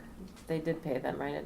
No, that was something that you're. that's something that we worked in to be able to have an initial Oh. conversation about Okay. here. Right. Yeah. Right. So it wouldn't be ethical to pay any subjects of a documentary Sure. ever. But that said, there are other kinds of sort of tangible benefits that we talked about. One is possibly using footage for whatever fundraising, etc. Also for instruction along the way.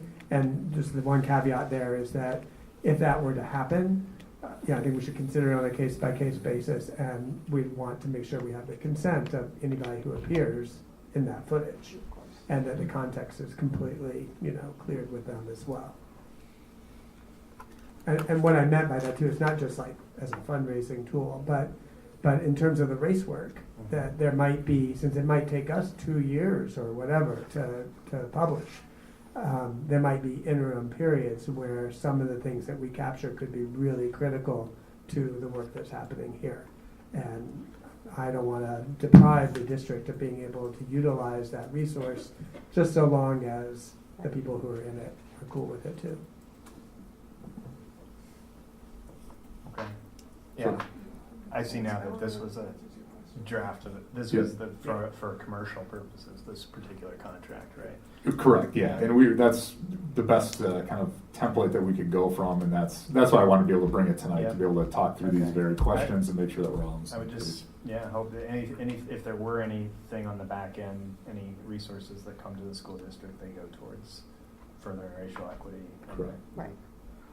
Groups that are working on Yeah, that. yeah, and we would have that accounted for directly. So can you also walk us through, Brian, what the next steps are for this? So next steps for us are to talk with staff, so to be able to. So you're going to a full faculty meeting next week?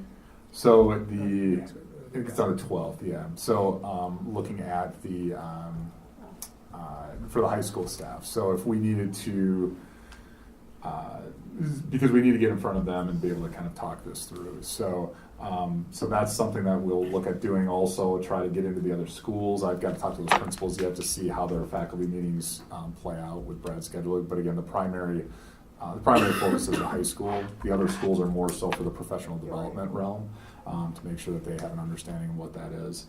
So that's what next steps as far as myself working with Brad and Emily are concerned as we're moving forward. So from a, and I want to make sure again that we're not filming at all prior to be able to getting the contract approved. So so what, now logistically as we would move forward, so our next board meeting is on the 11th, right? And so, so we'll have to work through, again, and that's the feedback that I need from the board. Does the board want some type of level of support from the staff prior to approving the contract? Because if that's the case, then we'll either have to move up the meeting on the 12th or move back the approval of the contract, right? Because the next board meeting that you could approve the contract would be on December 11th. Right now, we're scheduled to go to staff on December 12th. So there would be a little bit of a stay in that. So otherwise, it would be, approval based on, the support of the staff or something like that.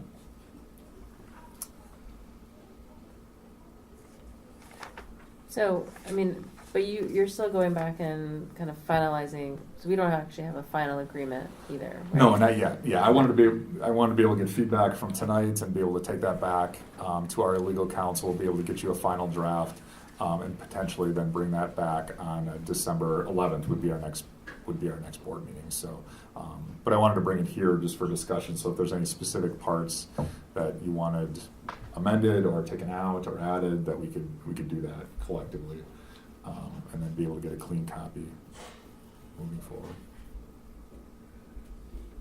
I would like to hear what the staff response is, because I don't know what it's gonna be. I don't have I haven't talked to anybody in the staff. Have you talked to anybody in the staff? Like I said, Besides a a couple? yeah, just a couple people. No, I haven't Yeah. collectively as a bigger group. Yeah.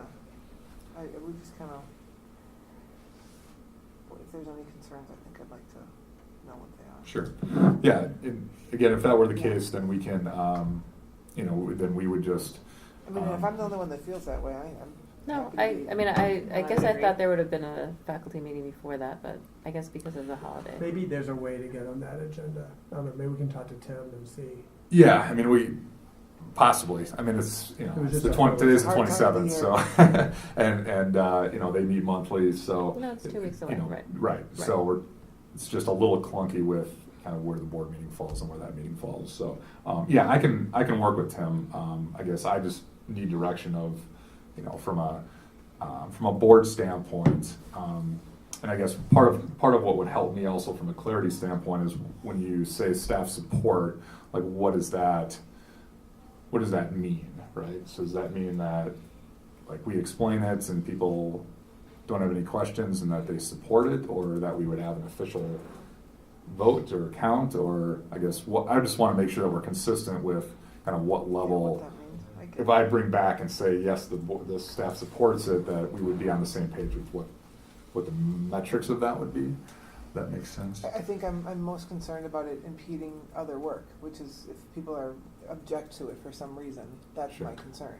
The idea of, if that's a critical piece, this, the professional development work that they're doing, and and a lot of the staff say, no, we don't want to do that. I mean, I just want to know how that all shakes out. And you're saying, Brad, that maybe it's maybe that just becomes not part of the dialogue, but I think that's an important question to ask, and I think it's also important to find out, I know you're looking for some sort of a metric, but I'm just trying to get a feeling, a gut about how do they feel about it? Are they on board with this? Do they see the value? Do they not? I don't know. Can I share a couple of ideas? Yeah. Absolutely. One thing that we can do, we kind of already started, is start talking to key staff, people that we think that we're gonna want to cross paths with a lot. So I mentioned Joe King already. We've also talked with Nelson and Brandon, and we're meeting with LeVar. And these are all people who are involved with YRU, the last three people that I mentioned. I was really struck by something LeVar said here at the staff meeting 4 weeks ago maybe, where he said there's a lot of really interesting and important work around race happening on the football team. So I really want to learn more about that. We're meeting with him on Thursday. I know Amy Miller and I have gone back and forth trying to find time to meet, and I asked for some guidance from Mr. Kenny around other key staff people that we can do outreach to right away. So I think we can focus on that in the next couple of weeks. And then my only sort of like thing I'm kind of eager about is auditions for Rent for tonight. Joe actually texted me and said, "Can you guys film yet?" So I'm wondering if there might be like a stepped something that we could do where with some of the groups that were already pretty far down the road in terms of the trust building, limit some filming to them. Basically, it would be like Rent and what's happening with Rent, and what's happening with the YRU, which is starting to plan for Black History Month and that kind of stuff. And then, sort of step out. Like I think the professional development piece potentially could be the most, the area where there could be the most worry. Partially because I think, two things. Like one concern I've heard is, people don't want to get caught being racist. And I think it's really important for us to assure that we're not trying to catch anybody being anything. But, nonetheless, I mean, that deserves a long conversation to really understand what our process is, the same conversation everyone's had. So maybe we can kind of work through a bigger process there, because I agree with you. I think some sense of consensus should be there heading towards professional development and filming and that. And I do think that's really critical. I mean, obviously, that's like one of the most important expressions of the work that this district is engaging in. But, in summary, I guess what I'm saying is maybe there can kind of be a stepped thing. Let's talk about like the 8 or 9 people between YRU and drama, and then, we'll start to understand how are those students interacting with other teachers, and maybe that is another circle, and then there's the broader, and if people were kind of comfortable with that somehow, kind of step it out like that. It might actually provide people an opportunity to see us a little bit too, and I think also in the beginning, we won't follow people out into the hallway, so that someone feels unexpected that they run into the camera. Eventually, like if you watch America to Me, you see a lot of shots like that. Cinematically, they're very important, but they don't have to happen in the first couple months of filming either. Does that all kind of make sense? The professional development is January 21st. Okay. So we'd have a little bit of time, again, if you're going to step that up. So can I ask, I'm sorry if I missed this or if And it that's was the in first in many, right? Well, it's not the first.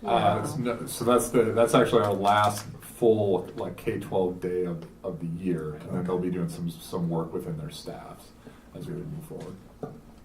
So this is going to come to the board to approve the contract and the going forward with filming the documentary. Yes, I felt because of the impact Nature of that it. this has, that this would be Not on consent. important to be able to do at that level. Yeah. Right, so the signatures on the agreement, is that your signature on the agreement? Is that Peru's signature on the agreement? Who signs that? If the board approves it, who's the signatories on that? It's a technicality, but I'm just curious, as that was written, I was like, okay, so who's gonna sign on behalf of the district if the board's approving it? My comfort, and I'm gonna stream of conscious here, because wrap this up. I don't know that I'm comfortable not having a feel from staff before voting on this, because even if staff is not going to be widely involved in the filming or in the day-to-day of it, I want our staff to support this project, because I don't, it's going to be a pretty big thing to be happening in our district, and I would hate to do it if staff is not supportive. I hope they will. And perhaps they will. Like you said, I have no idea. I didn't ever think that we would film a documentary in our school. But I'm uncomfortable with kind of moving forward in any great capacity without that understanding, and without, I think, us formally approving this, or not approving, assuming approving, but so that's where I am on that. Okay. I guess the only thing I would add is that I think this idea of metric is, I guess, not what I was thinking about in terms of like approval, but more of I want to hear what their concerns are, and I want to hear how Idea you of have addressed those. Yeah, Sure. Exactly. because I don't know. I agree with you. I have no idea. I mean, we're guessing. I think about Right. the things that we think they're Sure. going to be Well, that's concerned mine about, too. but We're not doing a show of hands, yea, nay. It's what are Yeah. you worried about and how do we deal with that? And if we can address those appropriately, can we move Yeah. forward? Because I think there's a lot of value to everyone. I mean, Brad, you know, I was kind of a cynic when we met, right? That was pretty clear. I think you introduced yourself that I way. believe I did, yes.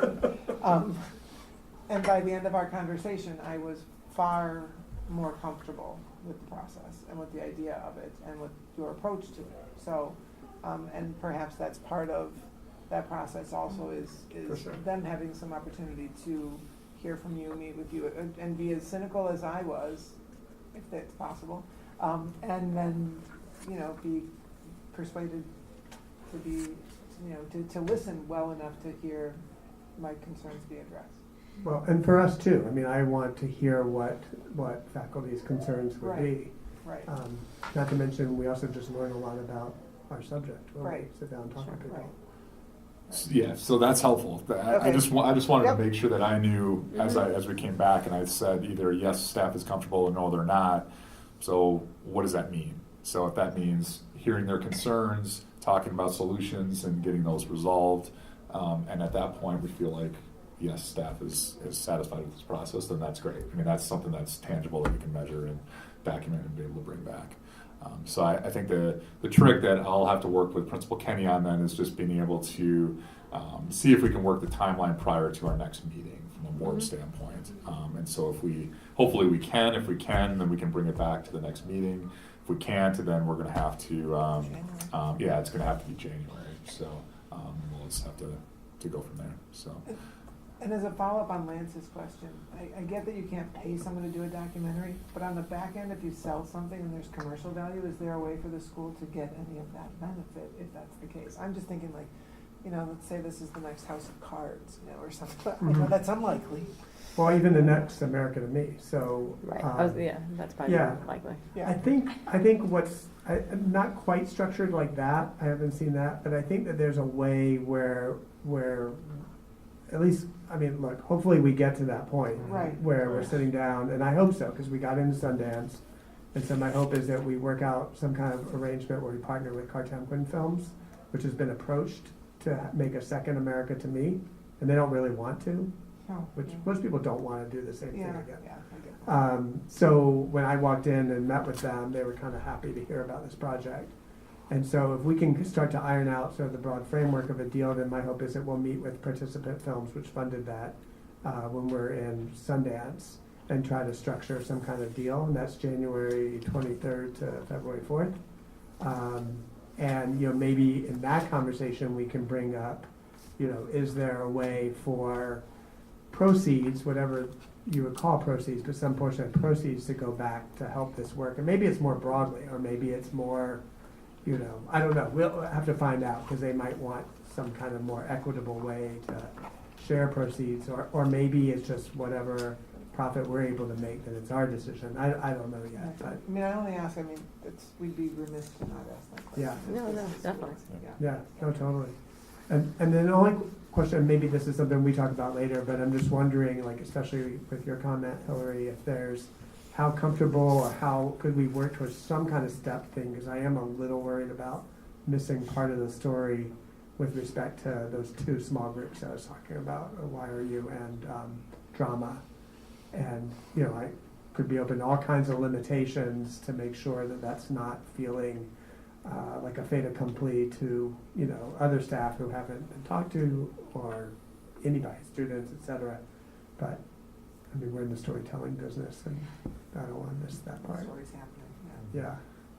So the sense of that would be, you talk to Joe, Joe is comfortable with the project, and that if you talk to students that are associated with the project that would be featured, that can that be a half step forward prior to going to the rest of the staff to be able to get that consent? Is that Right. kind Could of we what- approach that group of students and parents as we are exploring the possibility of, and part of Sure. it is your group is on the emergent end and you get permissions. Yeah, and we could even have a caveat Well, in you that. don't have to be permission. Oh, sorry. Right. Yeah. You'd have, right, and then something that says, if this district doesn't approve it, then that's destroyed, or Right, whatever it is, right? exactly. So that they know it's not just out there. Right, exactly.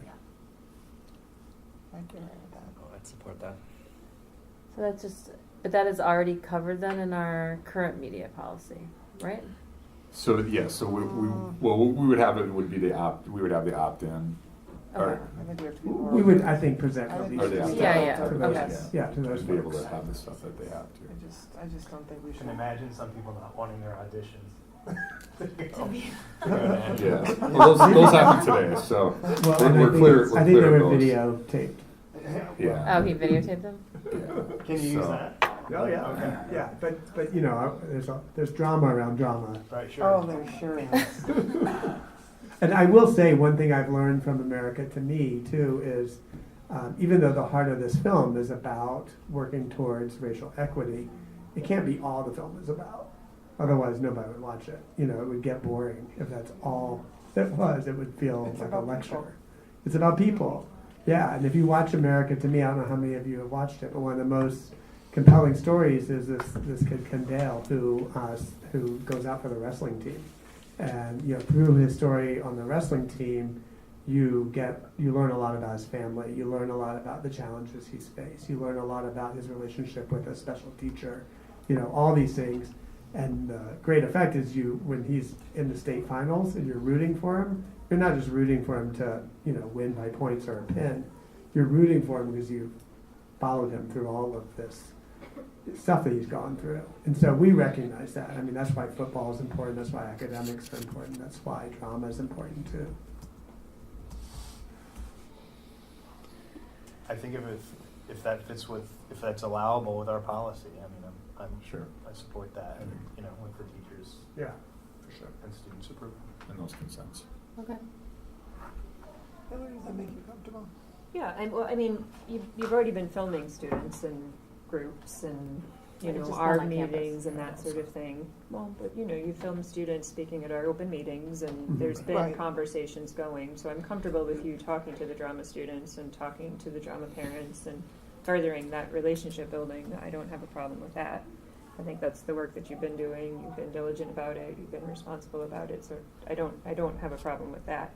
I just, I want us to be reasonable in making sure that we have an agreement, that we're not rushing an agreement and Right. rushing the legal Sure. part of this, that Right. is just to meet some arbitrary deadline. Right. Agreed. Okay. Okay. All right, so I'll work with you, Brad, and with Tim Kennedy to see if we can get in front of the high school staff a little quicker if possible. Sure. And then we should touch base just on the consents and the process for connecting with drama, and to be able to get that rolling. And if you're gonna do such a And why are rising you? up, right, and Yeah. basically anybody that would be preceding us finalizing this, I think. Well, is- and I'm is a comfortable just student. limiting it to that because, Okay. like I said, we're building the relationships already, and I think to Hillary's concern, more starts to feel like you don't want it to feel like a yeah but either. Yeah. Right, Right. okay, Thank you. thanks. All right, Thank you. thanks. both. Appreciate it. Thank you. Okay. All right, so we next have up monitoring reports. Hi. Hello again. And we're gonna start with social studies, so I will take a motion. I move that we approve results monitoring document R2 academic mastery social studies. Second. All right. Tim, oh yeah, you are. Okay. Yep, presenting first, and then we'll get to next steps with a teacher once we get there. So, just looking at the actual report itself, we're looking at two areas, which are grades 7 through 12, and then 4th, 8th, and 10th grade forward results for social studies.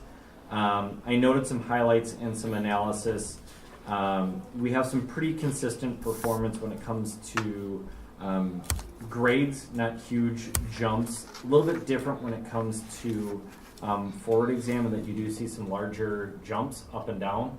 The key piece there is the only time we're taking a dipstick analysis is at 4th, 8th, and 10th grade, which means we don't have consistent cohorts from year to year. They completely change. So it's not like you have, right, so we're not watching the 4th graders at 8th grade to see how it went. We're getting a different cohort of students every time. But again, the subgroups get large enough that we can start to identify some areas. But that is important to note. So when you see some volatility in there, that is what that's coming from.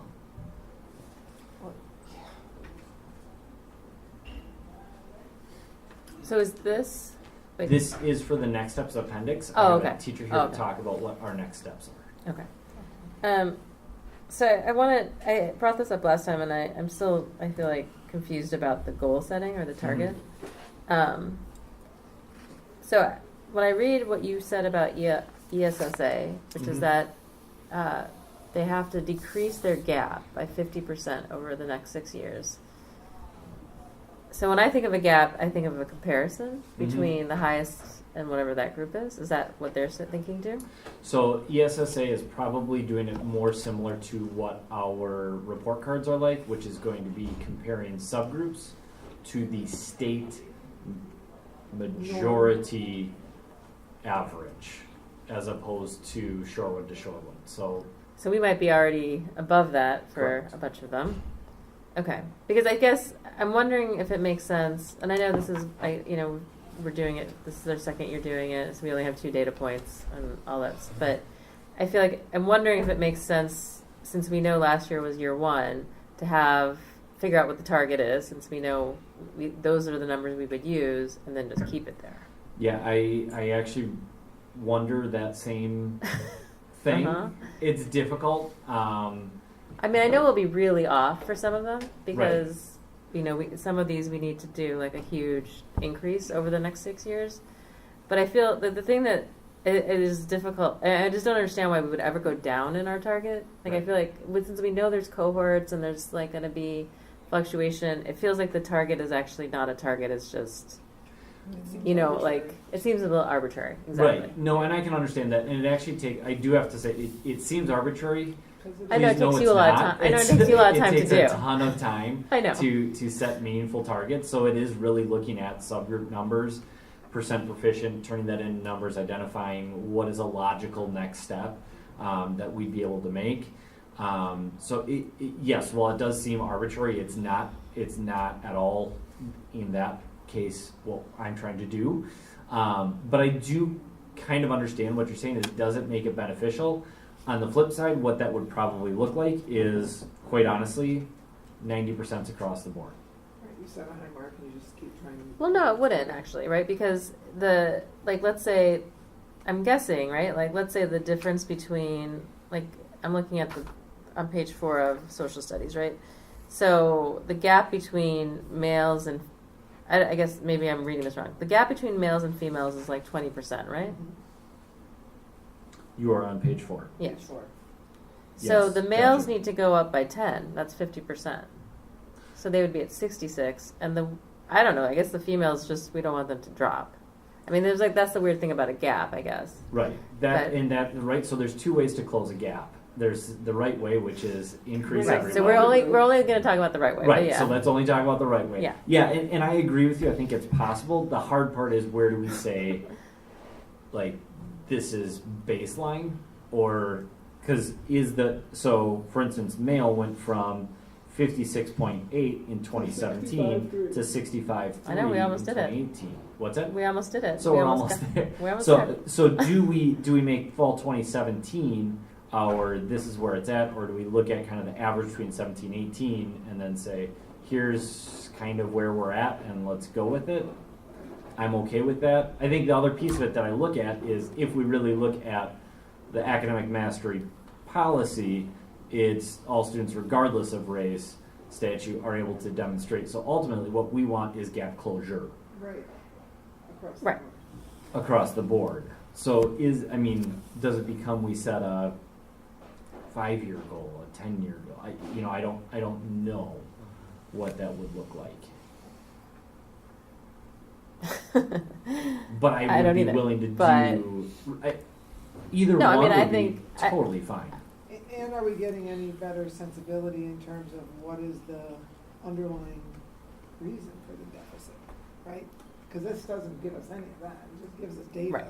we're But that was my drilling other into question, right, yeah. What's the driver, right? So maybe it's improving, if it improved, why did it improve? You know, how do we do more of whatever it was that made it improve and less of whatever made it work in the first place? Right.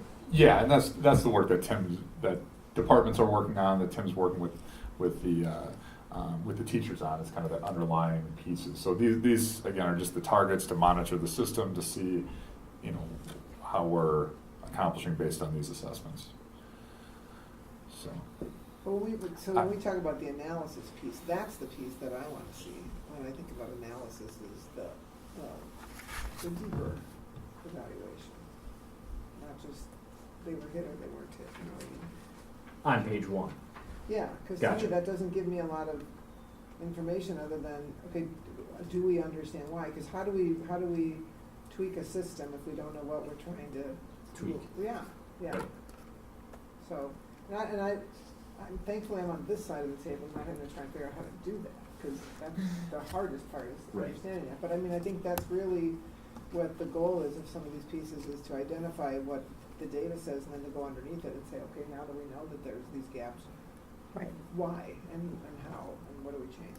So, I wonder a little bit, and I guess I'd just be interested in board feedback, because as I'm working through this again for the second year and working with Tim, the targets being specific numbers right. also feel like they're not arbitrary because we landed here in certain spots, but it would almost feel to me like ranges would be maybe a little bit Better. feel a little bit better for some reason. So it'd be kind of the plus or minus, like here's what the target is. So for 63% is the target, is it between 60 and 65% that we're shooting for? If we're in that range, we've made reasonable progress. Something like that seems to be, I don't know. I mean, to me, ranges helps to deal with the fact that we're not comparing cohorts. Right. So that helps to flatten out some of that, right, inconsistent data piece, because then you're really falling in. Yeah. But So I don't know if that would help or if it doesn't make a difference, if it's more of articulating on. might be less math every year. Right. Well, that's not an unrealistic thing to think about, because if it's a huge amount of time spent to calculate, data points that are really sufficiently represented by a range, and then you evaluate once we drop, that's time. Right. Time is a resource that we have not enough of, and it means time away from doing other things, like maybe digging at the underlying piece deeper. So I think that is something that we should think about.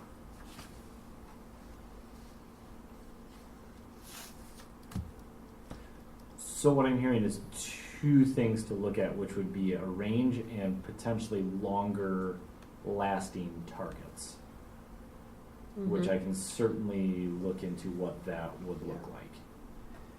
And if we see positive changes, do we link them back to curricular changes that we've done and looking at evaluations, right? So how do we start to look systemically at, okay, what have we done as a system with PD or RaceWorks or connectedness or how do we start to see how those things all link? Right, and On top of it being a different class right, each makes year, sense. which is Right, part of the complication. right. I mean, it's complicated, but ultimately we want to know, right? Right. Is the curriculum- Well- Otherwise, how do you measure whether or not what we're doing is effective? Well, and it matters. Right. I think that's the key piece is, yes, it's a different class, and yes, that's frustrating, and it's a different cohort, but it still matters. Right. And you get trends. and we being do get different trends. cohorts. So I think as we continue to build, we'll be able to better identify where is, the 3-year running average, where using, for instance, a Pat Miller, enrollment piece Right. is, you do get less highs and lows. Right now, it's interesting because we get highs and lows, because we have 2 points. But I think as we go forward, it'll- it'll flatten out, Yeah. and we'll be able to set really good longer term targets with target ranges. So what about, I mean, what's your thoughts on how we have really high really high percentages in terms of grades in class? And I would say pretty low in social studies in terms of proficient. You know, like, right? The white cohort was at 95% for their grade and 72% for proficient on the forward exam. So what's the explanation there? Yeah, I think you have different different expectations of, quite honestly, proficiency within letter grades and within the forward exam. And that's being brutally honest, and I don't think that's Shorewood alone. I think oftentimes as we're a system of students, we're looking at multiple measures within our reporting system that are going to get you to a spot that your forward assessment isn't going to. Having looked at the social studies forward assessment, quite honestly, this one is by far and away my least favorite portion of the forward assessment because it is 110% rote memorization. And so you've either got it or you don't, and that's the type of assessment that I like to get away from because I would much rather have kids be able to be historians and tell us how history is going to affect us so that we don't make the same mistakes rather than be able to tell us specific. Or analyze influencing history and what happened. Correct, Yeah. correct. And so the forward social studies portion really truly is a multiple choice test. There's not an essay component. There's not an application component, which is where we believe kids are going to be better suited for their futures. So I think it would be helpful, because these are reports that go out in the world, for us to maybe in the definition of terms or somewhere explain what's being measured, right, by the grade and what kinds of assignments or tests are being used. And the same thing for the forward exam, because that's to me like a great example exactly of they're not actually comparing the same thing. Right. Then if So one is strictly contextually rote memorization and the other one is based on a portfolio of work that includes written work and critical thinking and writing skills, and so I think that's a helpful piece to understand the report. And I could provide that as an appendix. Yeah. Okay. Isn't there also some kind of state data comparison so that you get some sense of, to your point, Tim, if this is just a rote test? I mean, it'd be interesting to me to see another district that's similar to us, right? How do their students compare in terms of their internal proficiency versus the forward test? I mean, are we typical? Is that a normal kind of variance to see? Yeah, I could pull their forward assessment data for a comparable district pretty easily. Trying to pull their C or better is going to be right. But even just that forward piece, that just gives that actually would kind of bolster that idea of, well, we're doing this range of things here, and this is just this, and oh yeah, Lance sees the same thing with his kids at school Y, and Hillary sees the same thing with her kids. I just think that gives a little context in terms of the significance of the test statewide. It might be helpful. See, I just gave you more work, not less. You try. I tried. It's a good effort. So we're going to talk a little bit about next steps after we vote on this one. So are there any other questions for Tim or discussion on the current monitoring report? I just want to acknowledge Tim's willingness to listen to us as we go through these, because this is only the second time we're doing them. So as we do this and we learn, it's got to be agonizing and irritating. And so I just appreciate your. Well, he has a newborn now, so we can't be the Right, most so he's irritating. tired. So we can't be the most Yeah, irritating sorry, thing. but congratulations. It should have been an announcement. I know, I was A kind of more sad good that there wasn't like the recognition. first There should have picture. been a baby. Oh, sorry. Oh. I'll get that. You're really I'll write pleasant. that down. You're really pleasant. That'll be an Okay, appendix. that was sweet. So I just want to acknowledge Tim's incredible capacity to be flexible. Thank you. And Tim, just a suggestion, instead of maybe having that as an appendix, as you had said, from the definition, we've got definition of terms in there, like summative grade and the forward exam are both part of the summative, the definition of terms. Mm-hmm. Probably We just can add just it put it right there. in there. Yeah. Okay. That way it'll be on the front Right at end, the top, yeah. and before you even get to the numbers, it'll be an easy spot to put in. Okay. Thank you. Okay, so I have a first and a second. Any further comment or discussion?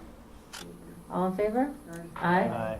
Motion carries 5-0. All right, so now we're going to talk about next steps and the next report.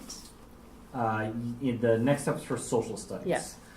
So I'd like to take a chance, whenever it comes to next steps, we kind of talk about, so what are we really doing about all this data? And so, that's oftentimes lost in the appendices, or in the analysis and the highlights. So what really brings it to life is to actually have a teacher let us know what they're working on when it comes to their student learning outcome, SLO, or their professional practice goal, PPG. And so, yeah, those are fun words. I didn't hear PPG and I hear Pittsburgh paint. So I brought Crystal Thomas here, was nice enough to stay. She's a social studies teacher at both SIS and SHS.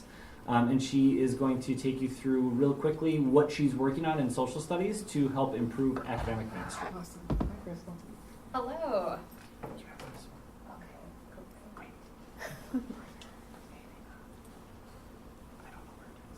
You make that, I don't know how you do I don't think. Oh, there it is. There it is. It wasn't connected. All right. Oh, there we go. I should actually go back. All right. Good evening.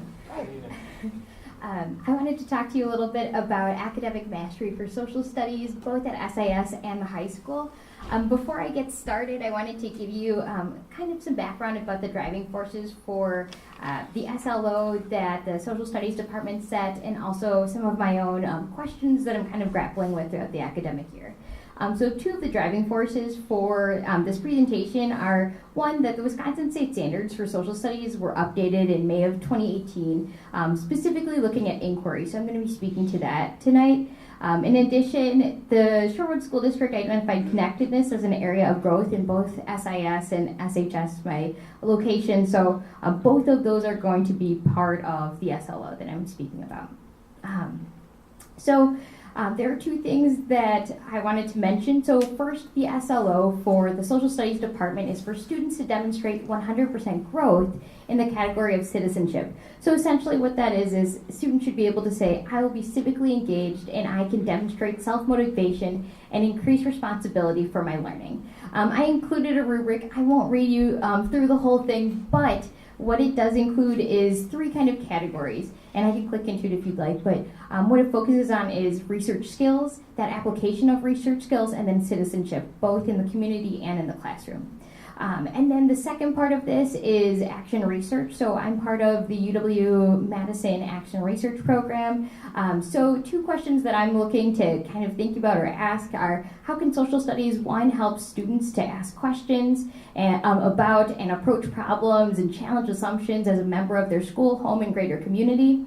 And the second is, how can students use the content that they've learned to support themselves in gaining a deeper understanding of their own identity and their community? So I'm looking to inquiry and belonging. So those would be kind of the two that I would focus on for this. So essentially, if I were to just kind of boil that down, we're looking to teach inquiry to allow students to challenge and explore societal problems to help students develop empathy and value diversity as a member of their community. So I just want to talk about a couple of examples from SIS and SHS where we are doing some kind of different approaches to this. The first is from SIS, and the first two images that I have are pictures of students working during their Constitution unit. So this unit of study, in the two pictures that you're seeing, first and second, are showing after students were done working with the content of the U.S. Constitution. So they read through, they analyzed, they wrote quite a bit, and then afterwards, this first picture is showing kind of a team building / assessment that they did. What they did was they took part in what was called a goose chase, which is essentially a scavenger hunt around the school. So students had application questions that they had to answer based on what they'd learned already. So for example, there was a wall that had a number of thought leaders in our school, like Mr. Joint, for example, was on the wall. And students had to answer, for example, who might be the executive branch of government in our school. And so students had to kind of run down to the office, quickly take a video, say Mr. Joint might resemble the executive branch of government because he enforces the laws. So they're making that connection between something that seems kind of far away to something that they're familiar with. And so students took those videos with a device and sent it to me, and then I could give them some instant feedback at that point. So part of that is assessing the students and seeing where they're at before we got to the research, knowing that we wanted to monitor where they were at. And also, too, this was a good time for students to kind of do some team building and getting to know each other at the beginning of the year. The second piece of this was when we really focused in on inquiries. So this took part as a final product of a video. So students first collected data and formed their own research questions. So the 8th grade students used the information they had to ask some questions that they were wondering about with the U.S. Constitution. They applied that research, and then the final part was sharing that information. So I have a screenshot of 2 students who went out to their home and asked some questions that they had, and then what they did was they provided that information kind of from that expert level. So some questions that students asked, for example, were things like, can schools refuse to let a religious organization use their property due explicitly to their belief systems? Or how can adults be civically engaged, and how does that compare to the ways that students or kids can be civically engaged? So those were the types of questions that they applied after having learned about the Constitution, taken that test, and now that was their kind of final project.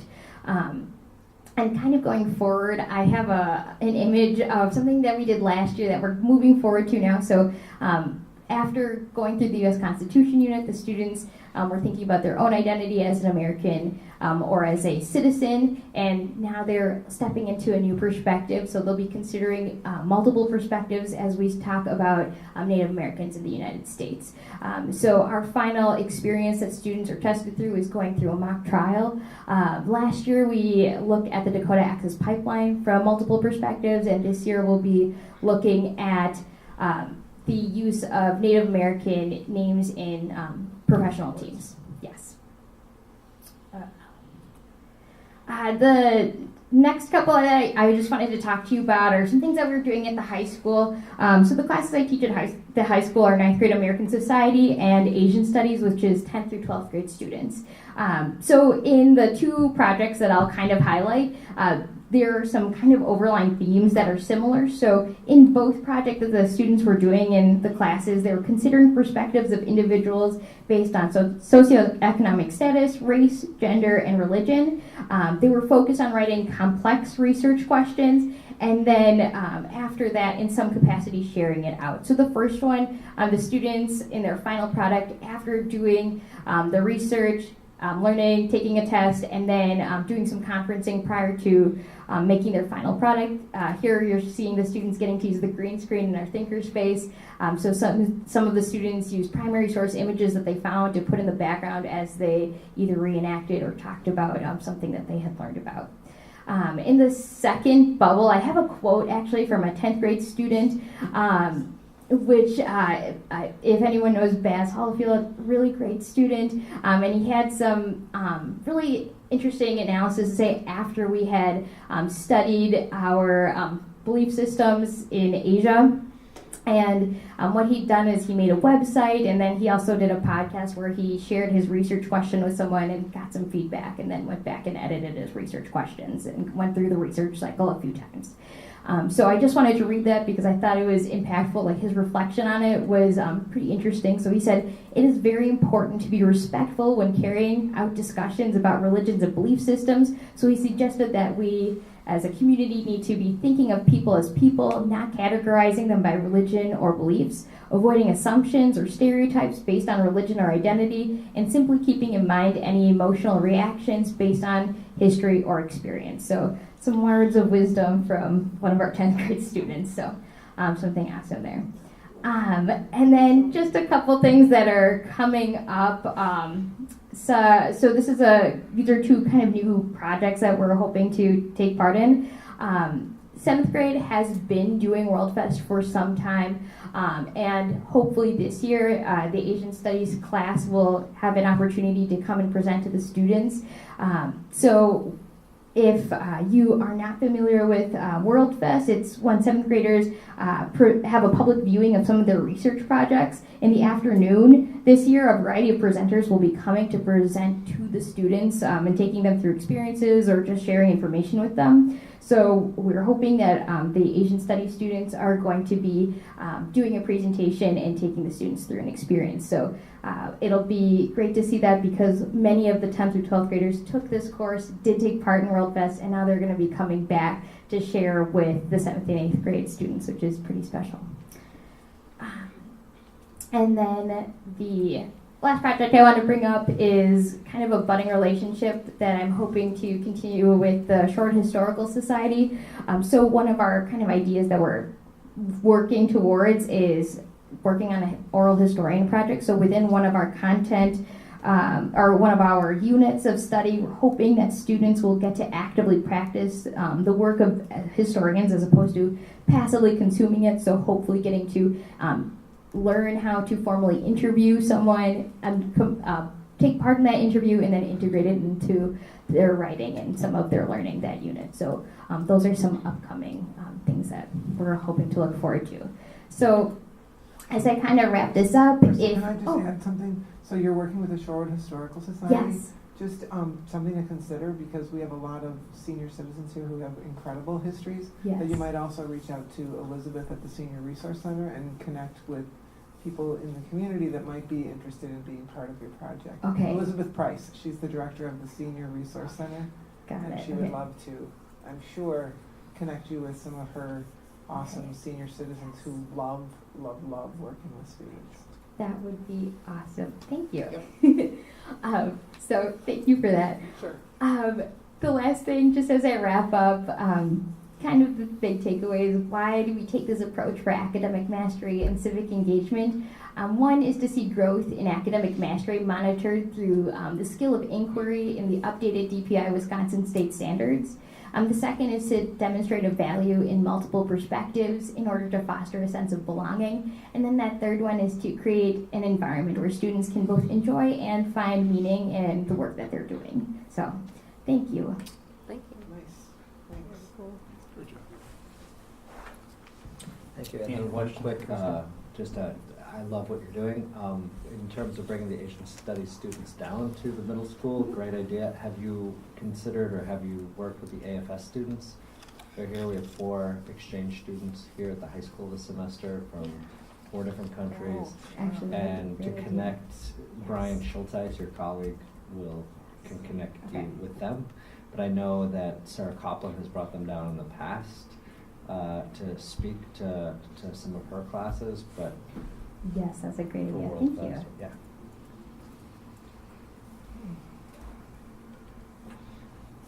Great. And what year are you in Shorewood? This is my second year here and teaching. Okay. Oh, wow. Nice. Thanks, Crystal. Thanks, Yeah, Crystal. thanks. So,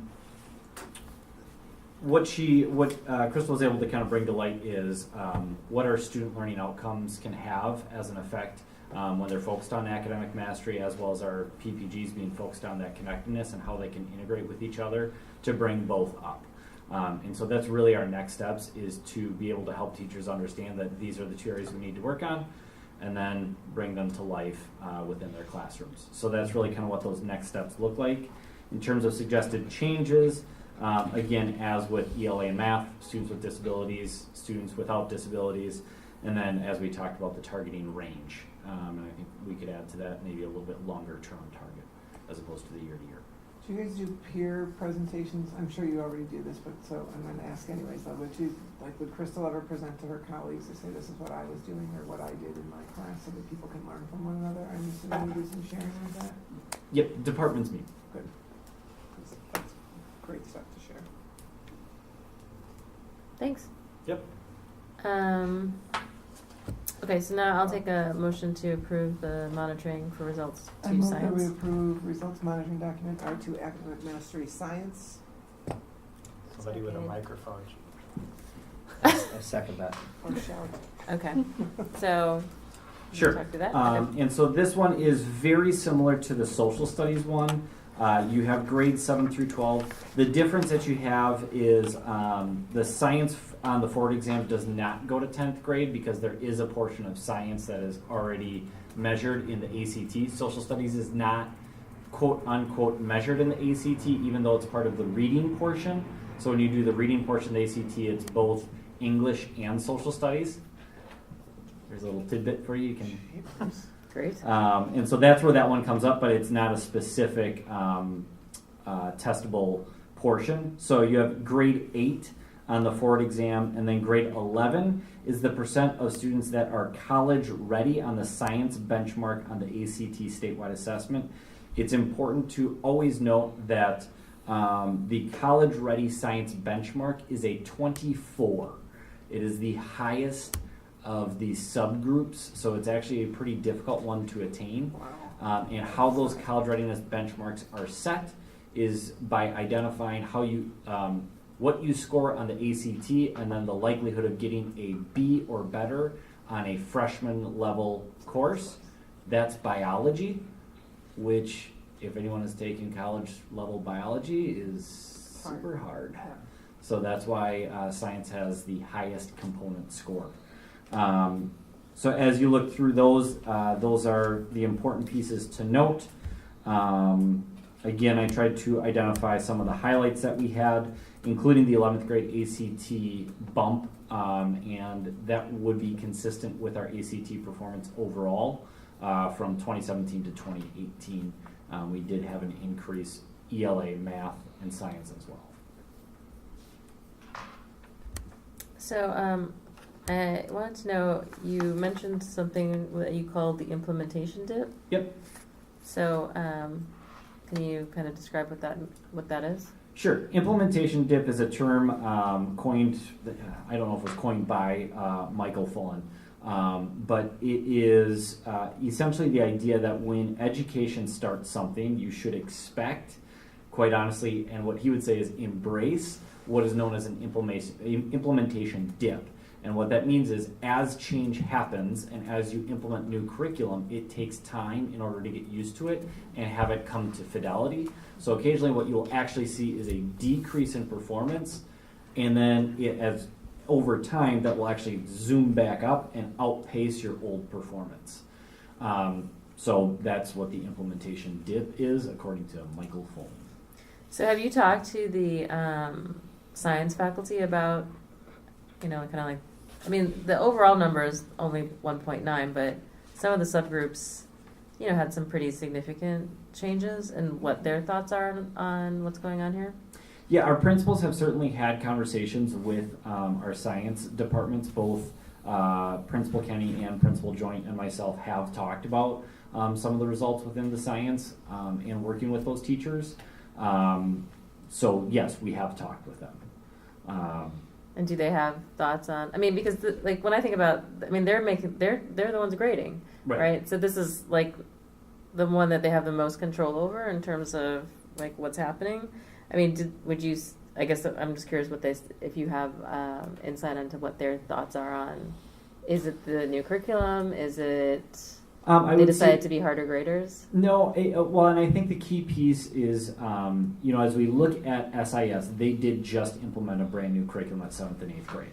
And so I would say from that standpoint, they would probably say that now that they have gotten used to it, because it was a vastly different curriculum than what they were doing. It is much more inquiry-based, much more discussion-based than what was happening before, which was a large part somewhat teacher-created, somewhat textbook informed.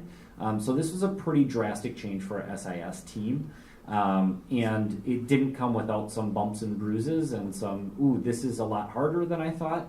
But is it more language-based in terms of writing? It's a lot of writing and a lot of reading. Okay, so that might when it comes explain to some of it, SIS. And at SHS, I think the key piece is that our teachers want to ensure that we're not decreasing rigor in order to close achievement gaps. Sure. Oh, I agree. I think it's, when things happen like kind of across the board, I'm sure the teachers, and this is again what they get to, what they're grading, you know, I would guess that they would have some ideas about the difference between one year to the next, so. Yep.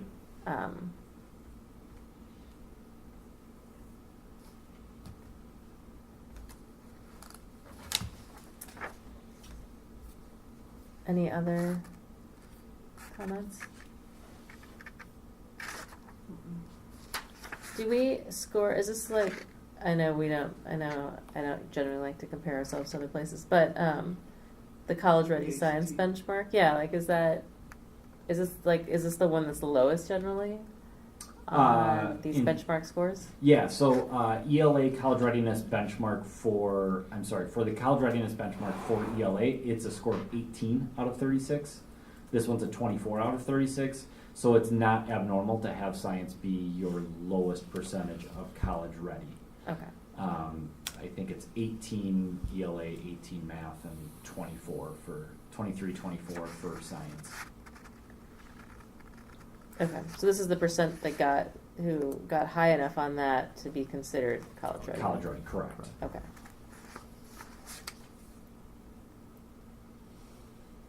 And that is during the ACT statewide, so that's at one-time administration.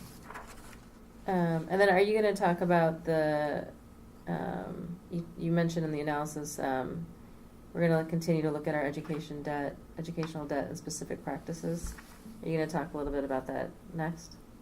I was going to have Eric come up and talk about that. That Okay. was essentially my, what I was trying to say there was we need to continue to work on RaceWorks. We need to continue to have conversations about race and the effects that they have on our courses.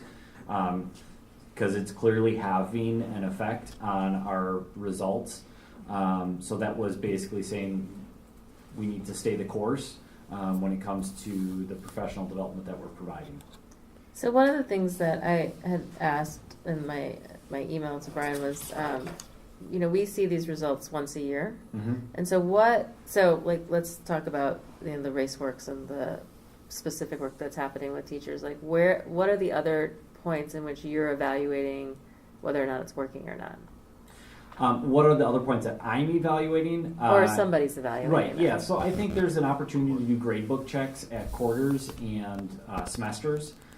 So there's 3 to 4 dipstick points throughout the year where you can say, hey, let's make sure that we're checking. That's initially a teacher request. Take a look at your gradebook. And then as you're popping through, particularly at semester, to say, we're having some pretty big gaps here. Like, let's sit down and talk about that. So would that be you or the building principal? It'd start with the building principals. Okay. And so that is what happens? I believe so, yes. Okay. Teacher here to confirm that. Okay. Patient teacher waiting to the bitter end. I know. Be tired. And that's- sleepy for students That tomorrow. ACT piece, to Peru's question, that is data that we could also see peer districts, because that is. Yep. Yeah, so I mean, again, that's one of those where if it is low because there's this higher benchmark and we know that we expect the data to be low, but some context there might be helpful as well. So maybe we can talk about that for next steps. Mm-hmm. Okay. So any other comments on this one? All right. I was going to sorry. make one other comment. There was Please. something that was said when we look at the gap, the educational debt piece.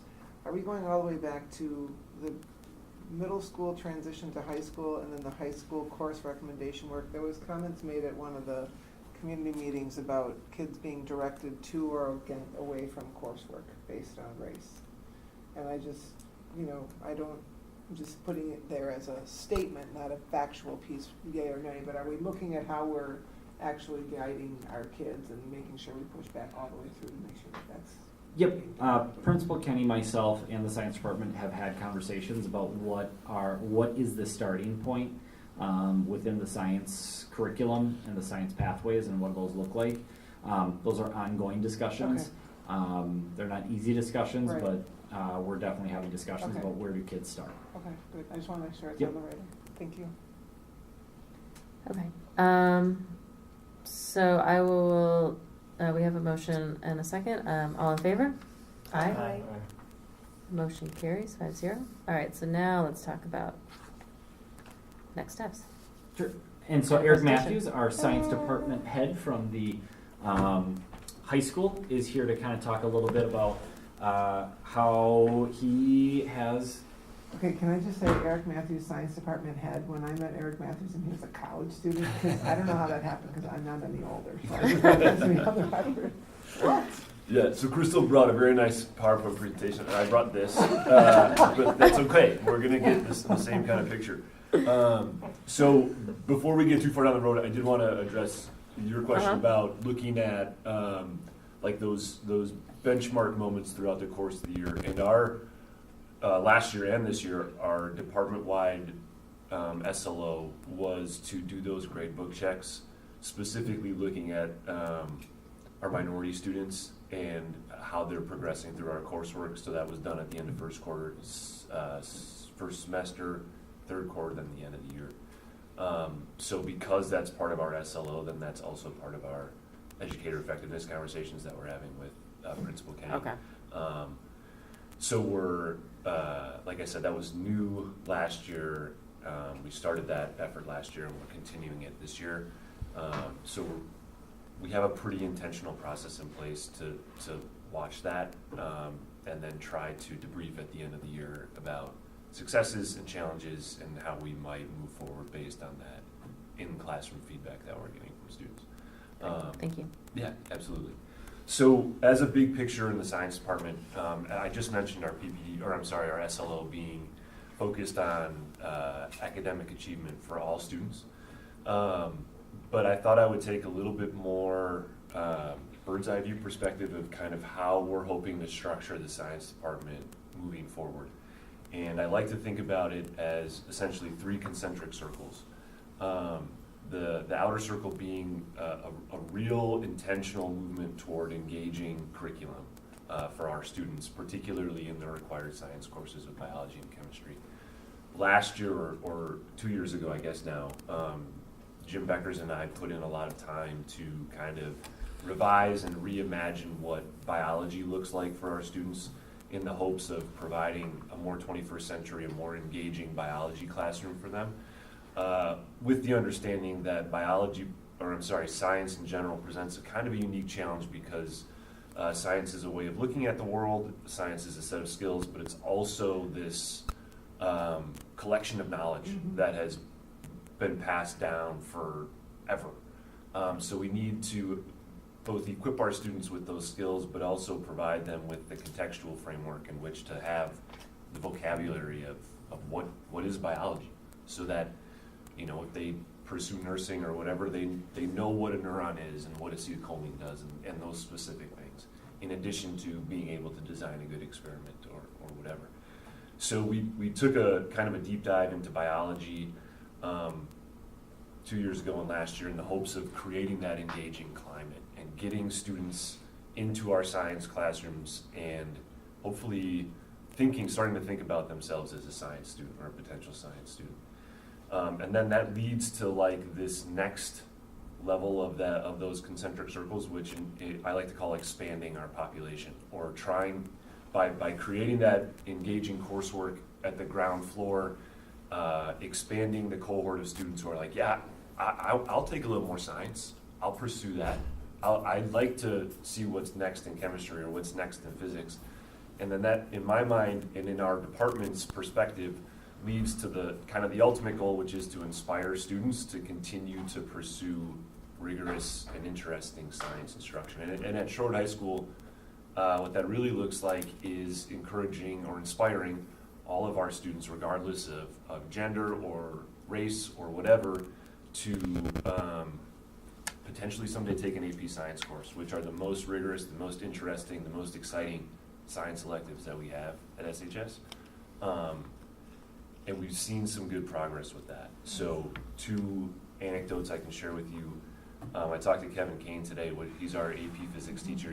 Has the biggest AP Physics class he's ever had. He has 27 students in there. Wow.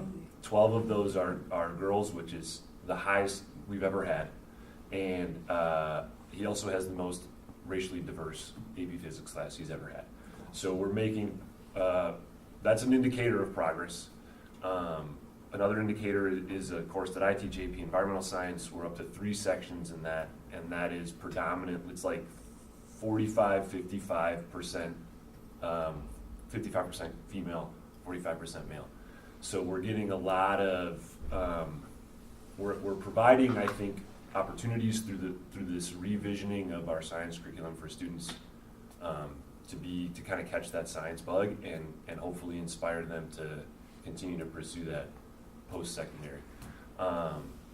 Areas that we're kind of focusing on, that's all like the positive stuff, but areas for focus particularly is chemistry. And Mr. Joy and I have talked on several occasions about going through that same revision and revisioning process for chemistry as we went through with biology, so that we don't hook students with biology and then lose them in chemistry, but instead that's a bridge from life science to hard science like chemistry and physics going forward. And then that would as well, that chemistry focus area would extend to AP chemistry as well. So as a department, we're taking some earnest steps, but small steps toward implementing this kind of 3-tiered model of engage, expand, and inspire, and ultimately hoping to focus on chemistry moving forward. We really enjoyed writing up all 14 chapters that were covered in biology and then crossing off fungicides. That was the first one to go. So I'm curious about, I'm really glad to hear that those classes have the diversity and the increase and all of that. And it made me think, over Thanksgiving, my family and I were visiting in-laws, and we went to the Harvard Museum of Natural History. And my 4th grader walked through the museum and basically picked out every expedition that she had, from the bioswales in 3rd grade to the bugs in 2nd grade. You know, I mean, it was incredible just to see her little mind go, wow, the Rockefeller beetles, and oh yeah, we studied all this. And so, but I'm curious, knowing that our elementary school kids are getting that, knowing that our, you know, Project Lead the Way students get that hands-on stuff, I really like, you know, what you said about the circles and building on all of that. But I'm wondering if you're kind of prepared for the kids that we're teaching in the elementary schools for all of the work that they're doing, which I think is pretty incredible. And so by the time they get to high school and they have that interest in science and they want to, you know, are building on all of that, that is there to encourage them. So I'm kind of glad to hear that you are thinking in terms of that. I think for the connectedness, and I mean, you see it, I think, in those expeditions. You see So it your engage in might so just many be ways. engage more.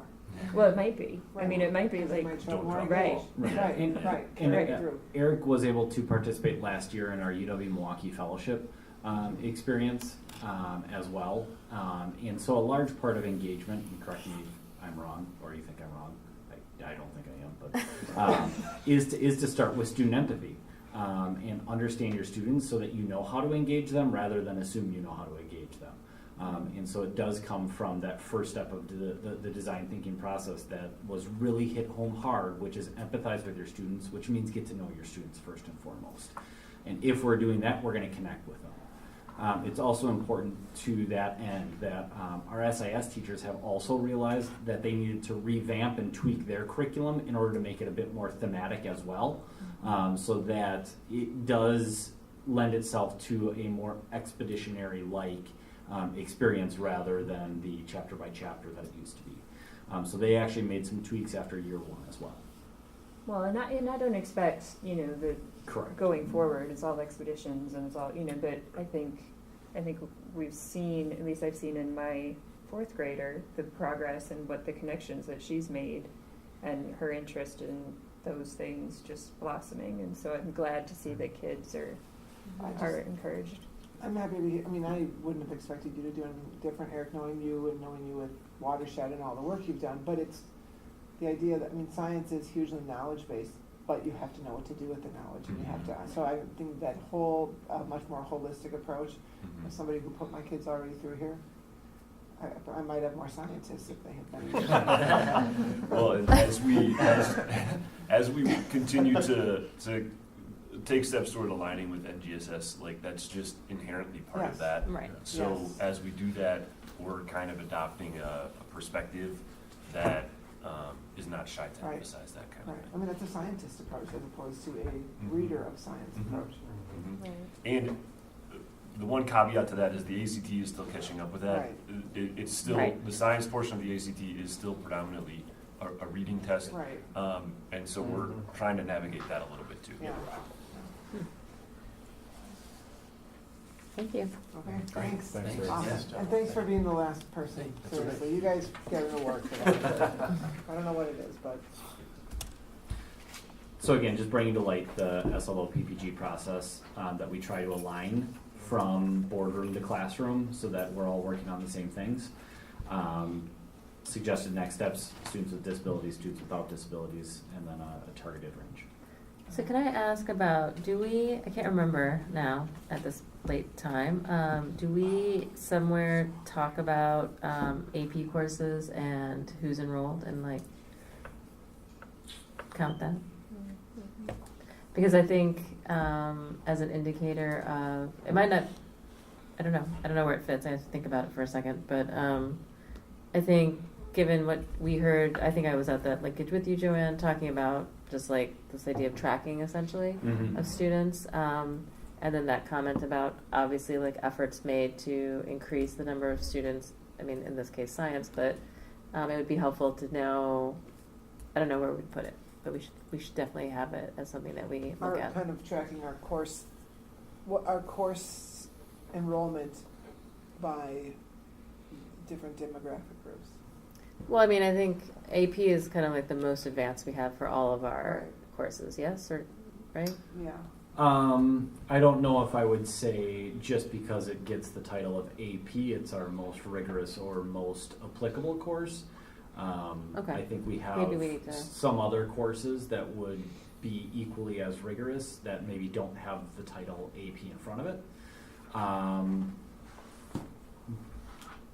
But there's there's research out there that would say that AP courses do help give kids rigor, and an AP experience is Wasn't there an important. initiative at some point at the state that every kid has to take an AP class? There's this, I think discussion about that. There was which I think- discussion about, making us have every kid do it, right? So we Oh, haven't, right. I know, that's what I said, but it's kind of like, that's a terrible idea. it's just dumb. But I think, I'll think about it, but I think we should put that Mhm. somewhere, because I think it's a Well, good yeah, it's indicator just- of academic, like, levels of, at the highest academic rigor, Mhm. what Aspiration. our diversity is. And maybe it's not Yeah. AP, but, whatever the course Right. is.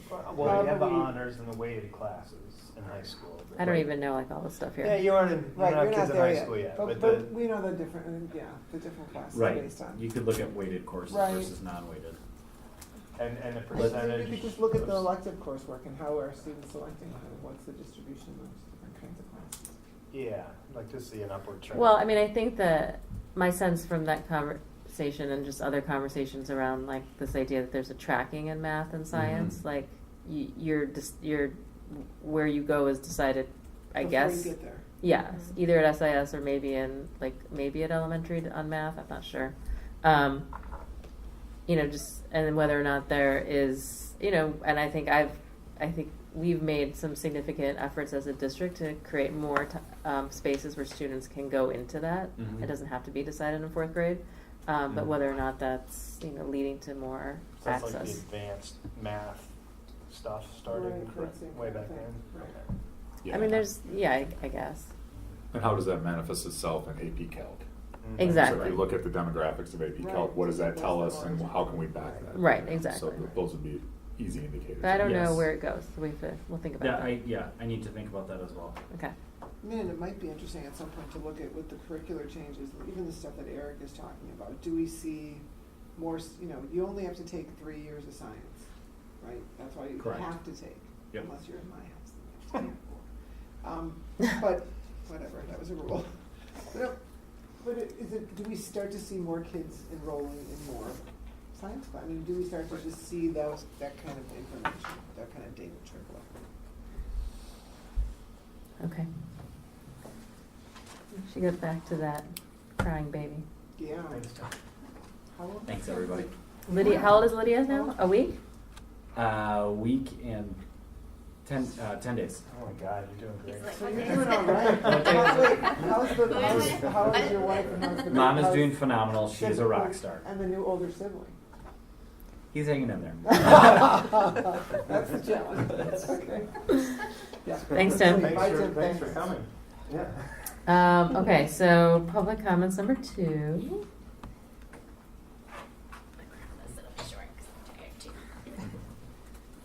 Hi, Emily Berry, 1304 East Lake Bluff Boulevard.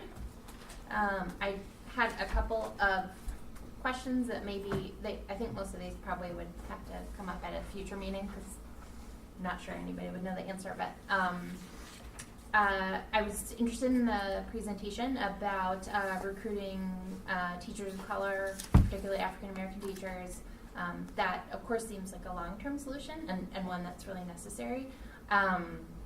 I wondered if the board might hear about efforts in the short term, like what could be done this year to fill open positions with teachers of color. So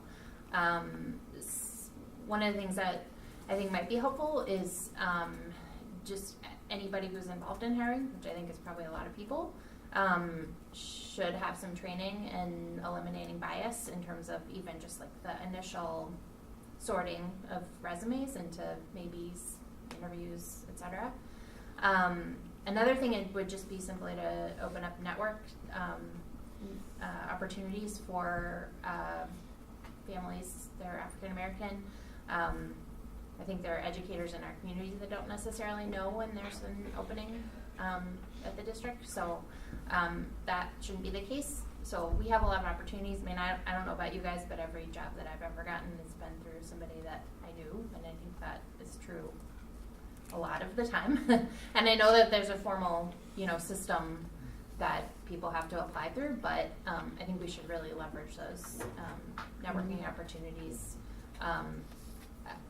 One of the things I've learned through folks in Shorewood moving forward is that there are a lot of people who are really open and willing to do that, to spend the time to help with that kind of thing, because they understand how important it is. So anyway, I'd just be interested to hear in some, what's going on this year.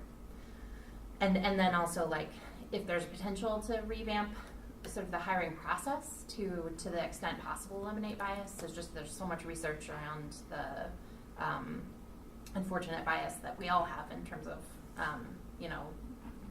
veering toward the familiar and veering away from names that sound Black, etc. So trying to eliminate some of that would be, I think, a great first step.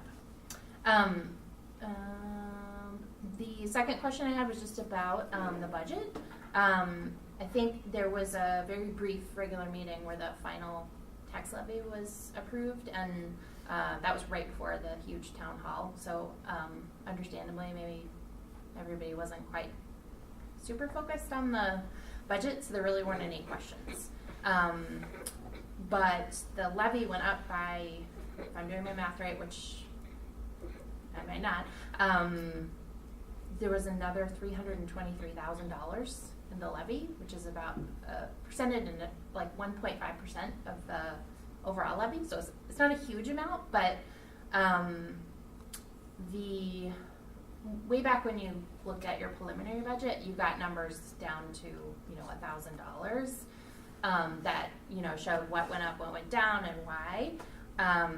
And I think Patrick had said that he was going to come back in November with more details about the budget and about enrollment projections. So I just wondered when that was going to happen, and if it did happen, if that report does happen, if it could include some accounting of where that additional $300,000 is going.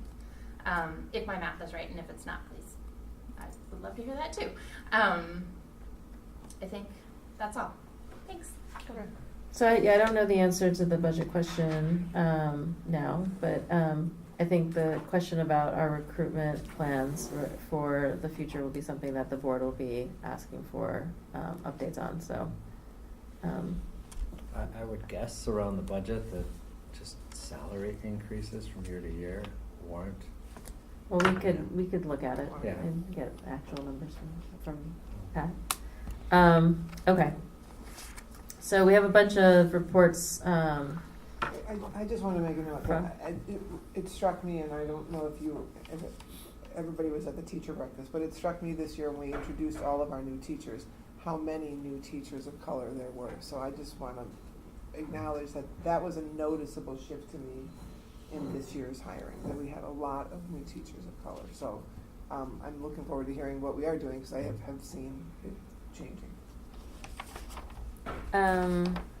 Okay. So we don't have an SCA linkage report data, right? Because they didn't send you the minutes? Yeah, we're working on compiling.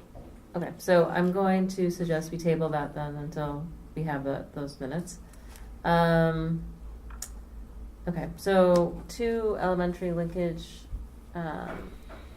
reports. The AM, does anybody want to talk about any highlights from it or things that we need to discuss with the board? Well, I thought it was a well-attended meeting, and Yeah, there were a lot more we people had to there. add seats to the table, so that was good. We talked about the biggest. I'll just say the biggest time spent on conversation was about the equity in To Kill a Mockingbird, and it was, I thought, a really fruitful conversation. And while the focus has been on the high school, I think clearly this is a conversation that affects all of our students. And I think that's kind of important to keep reminding ourselves that, yes, that the even to our young little ones, that these issues are impacting them and families. I thought there were some interesting ideas, and there was one that kind of stuck with me, and I'm just about the intake forms that we have, and ensuring, yes, we do ask sort of languages, and we ask some sort of questions about home life and culture and that sort of thing, but there was a suggestion that at a previous childcare facility that it was even more detailed in terms of holidays that were celebrated and different sort of things to make a family feel welcome. And I wonder that, yes, if I fill that form out, would that be enough to welcome me, or would it be what we do with that information? But I thought the question that started the conversation was about to keep To Kill a Mockingbird in curriculum, and not necessarily to throw everything out, as it was said with the bathwater.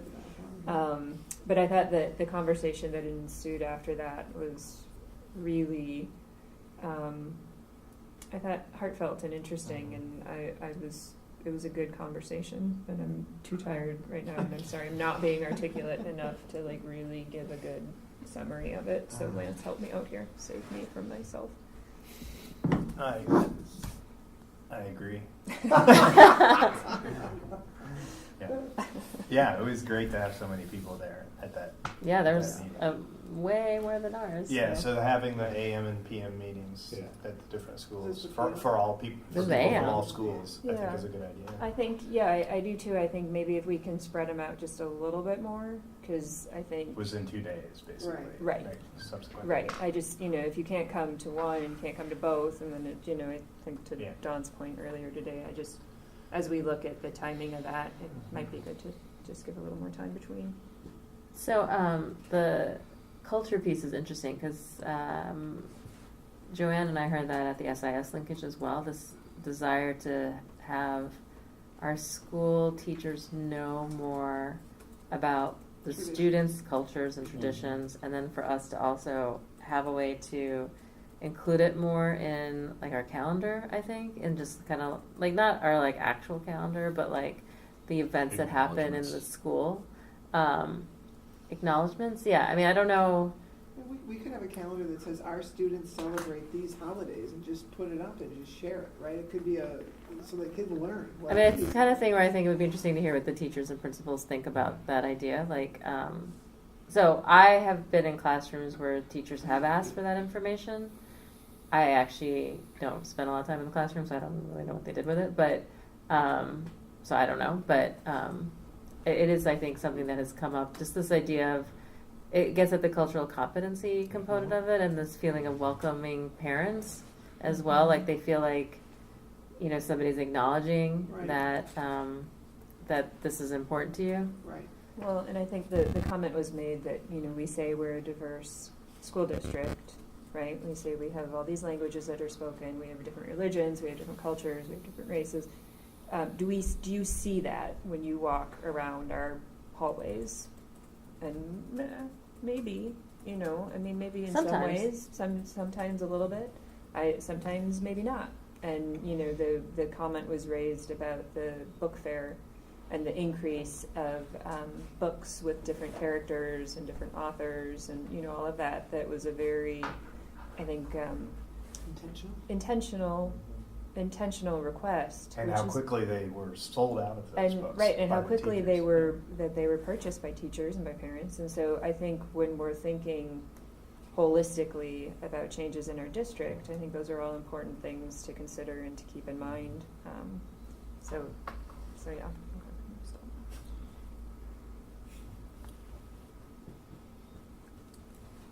Okay. And then, Pablo, you want to say anything? Yeah, about the evening so linkage? the evening one was attended, not as well as the AM one, but we had kind of two big points arise. One was around just a general question, curiosity from the folks that came. It was mostly like Bluff, there were some Atwater folks there as well, but around farmers market and whether or not we collect rent or charge some kind of usage fee to the farmers market. And then an additional question about what will happen to the school playgrounds if the facilities referendum does not pass. And the answer we gave was, you know, it'll be pushed down the list, and yeah, we'll take care of things as they come with what we have.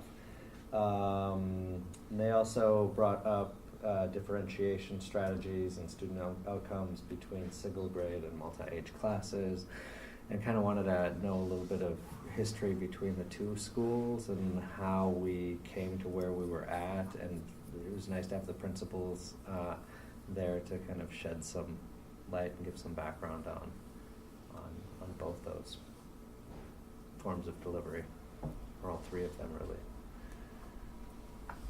Yeah, I mean, it was 3 people, and 2 are, I think, like Bluff PTO members. So it wasn't. I mean, I think the question about there were just kind of like more questions about kind of like, which to me, like the question about the farmers market was just about wanting to think through like kind of like community use of the Lake Bluff space and whether or not there's a way to get compensated for that. And I think my understanding of the farmers market is that their conversations happen with the village around, but I think that there's like a collaboration that happens, right? That There is. so, and they're I think finally kind of up and running now in a way that they weren't before. So it could be something that we revisit. Yeah. They actually want more stuff too. So I mean, if they're willing to pay for it. Would they like to contribute to the bathrooms in the warming house? Because I know that's a point of issue with farmers markets. And Well, that's what I'm saying. Like maybe there's Yeah, other those are the things to types of discuss with joint. them, Yeah. like and have like whether or not they charge more Well- rent and then give us some of that money to. The other thing to be mindful of is that's wearing, I mean, this is a low-level detail, but trucks going in and out of an asphalt playground is wear and tear on the playground in a way that it's not actually designed to do. So there is kind of a aggravated wear and tear by their presence, and so that may be something that we want to think about in terms of requesting some sort of support because of it. It may mean we have to do more resurfacing or repairs there. does the village get fees from the farmers market? I don't think so. I don't know. We'd have to I find out. don't believe so, but I that's a conversation we can have with Tia, and you know, when we get to that. Right. Get to that point. I mean, we can find out that background from the village. But I think, like Paru said, you know, just the last couple of years have been getting it up and running, and do we want it at Atwater or Lake Bluff? And so I think they've settled on a space right now. Well, and would we charge for other activities that happen at school? Like I'm just thinking, Mm-hmm. Yeah, we We rent do. Yeah, I space. mean, we have a rental. charge They all for have. it. They all pay rental. they all pay rent? Mhm. Like people who like, if an organization uses a room, yeah. I mean, the Girl Scouts, everybody. Right. Well, I know the Girl Scouts do, but I'm thinking of like, I don't know what I'm thinking of an event that. I mean, Forget the it. people who run the elections now probably, but, you know, I Right. mean, I think there's Right. like, Something it's- like I think, that, or- I mean, we Are have we working on that? rental agreements. Not on our agenda, so So, that needs to be on the um, future Yeah, agenda. you know. right. Okay. Human Relations Committee meeting report? Yes, Pablo and I attended on Thursday, November 8th, the last meeting. That'll be the last meeting for the year. Basically, the majority of that meeting, this is not a linkage, so I'm not going to go into quite Right. as much detail about stuff there. But basically, you know, the HRC was put together to help advise the village board on issues of equity and cultural diversity and things that the board can use advisory on. And so that meeting in particular was taken up mostly with the HRC figuring out where they stand on the village's policy on holiday displays, it got kind of complicated at the prior village board meeting about the approval of Winterfest decorations, basically whether they could have certain religious symbols there, and so the HRC kind of dug into that in an advisory capacity. It was really kind of an interesting discussion, again, kind of as a progressive village that wants to be, you know, accepting and equitable and so forth, and you know, trying to figure out how to do that, and then they're working with private property between the Mod Pizza and the Metro Market. Oh, right. It's got an easement, but it's still private property, and so forth, and so. At the end of the meeting, I think it was still a bit unresolved how the HRC was going to advise the village on that particular issue. So, anything you want to add to that? No, you captured it all. We ended up, we stayed for about an hour and a half. We stayed for the meeting time and then Yeah. had to go. Okay, and you said they're done meeting. They were gonna until- meet in December, but I think Reggie Jackson's doing a presentation on To Kill a Mockingbird. Oh, that At the night. same time, it conflicted, and folks wanted to attend, and many of us will probably attend as well. It's the 13th? 13th. Mhm. Yeah, so. Okay. Thank you. Rec board? Yeah, so I thought it was interesting, Jody talked about the appreciation of the new custodian, that it's working, the custodian that was hired to focus on the rec department. Oh. And they are to print, everyone got the winter catalog, so registration opens for all of those programming.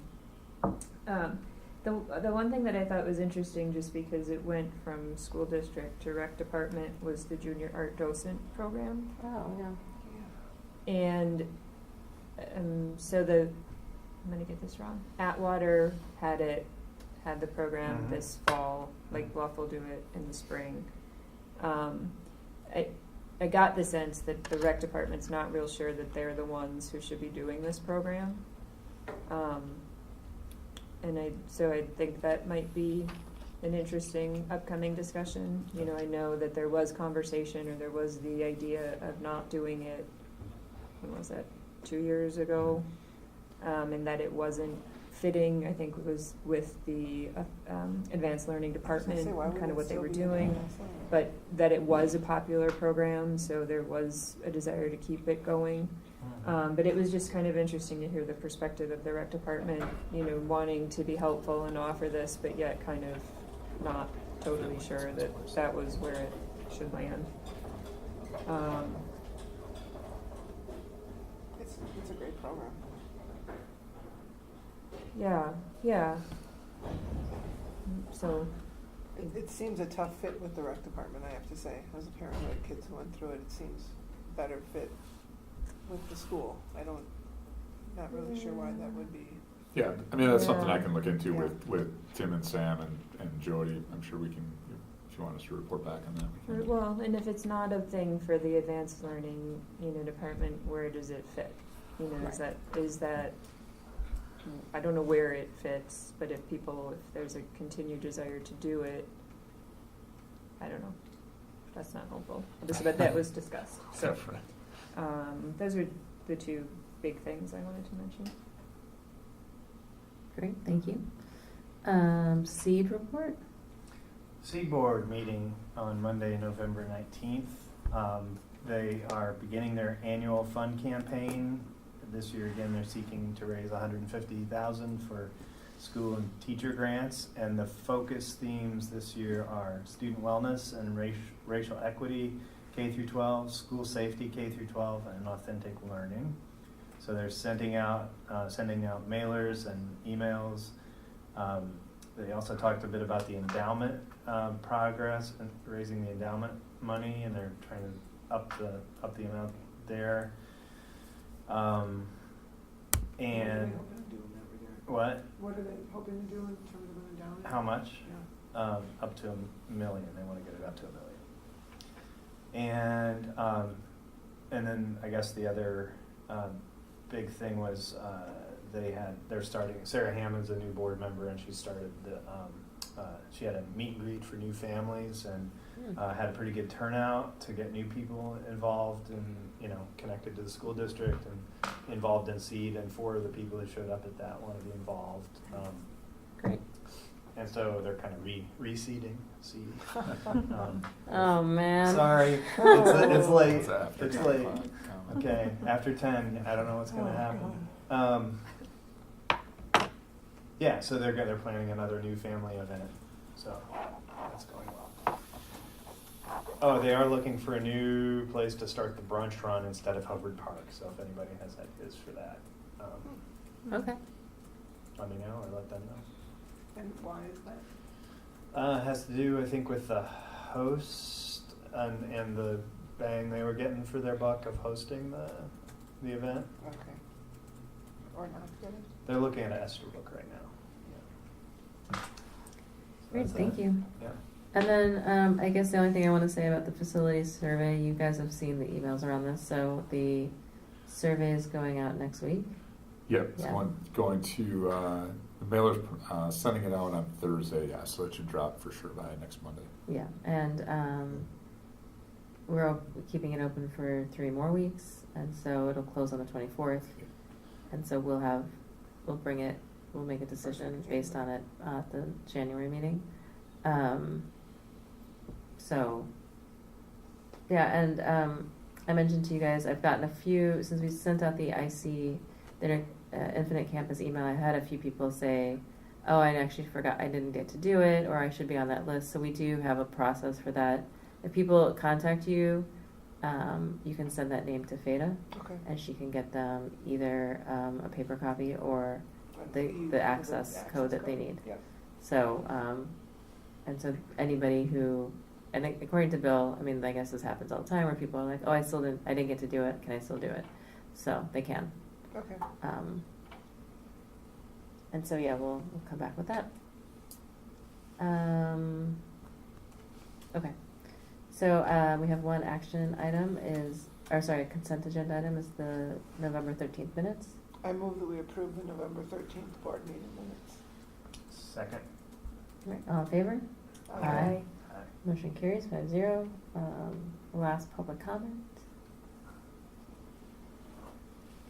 Emily's literally the last person saying it. I know, yes.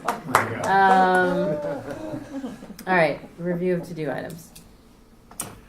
So I will work specifically with Tim Kenny and with Brad on the staff approval process, working through the contract edits, and some things that I heard tonight, and then be able to get that ready to go and just give you updates on my weekly updates, be able to include our progress on there, just make sure we're all on the same page. Okay. Sorry, yeah? No, you mean response, like staff, like? Staff responses Yeah. and when those meetings are happening and that type of thing. Yeah. All right. I don't want us to frame this as an approval process, because I want our staff to feel like we're seeking their input, but it's not a like, hey, this is all a thumbs up or down. I just want to know Yep. what would be the issues so that we can move this forward if possible. Yeah, no, that's was very helpful, and it just gives me some direction to go on. Good. Okay, and then future agenda items, I do think we need to, I think we did say we would bring the budget back, so we'll do that at the December meeting. I think we also said we would have an update on our facilities maintenance plan that we implemented this year, at the 3-month mark, which would be December. Yep, We can confirm that when we'll confirm. the, We put a placeholder on that. So. yeah. Any other, we'll do our linkage reports. We'll have both student ones, yeah.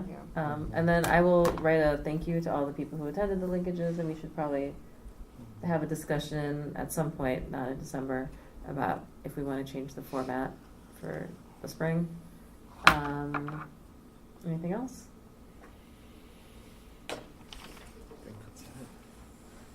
You said you're gonna give it, I had said to Brian, somebody raised something about Lake Bluff and voting. We're working on the voting piece. At some point, I want to get an update of where we are in terms of getting that out of the schools. Okay. Sure. Certainly that out of was the elementary specifically schools, for specifically Lake Bluff, Bluff, because yeah. we can't really control the access sufficiently. Yeah, so we can Yeah. put that on for a Yeah. future item. I can give you that back on. Yeah. Okay. I think that's it. Okay. We're in recess.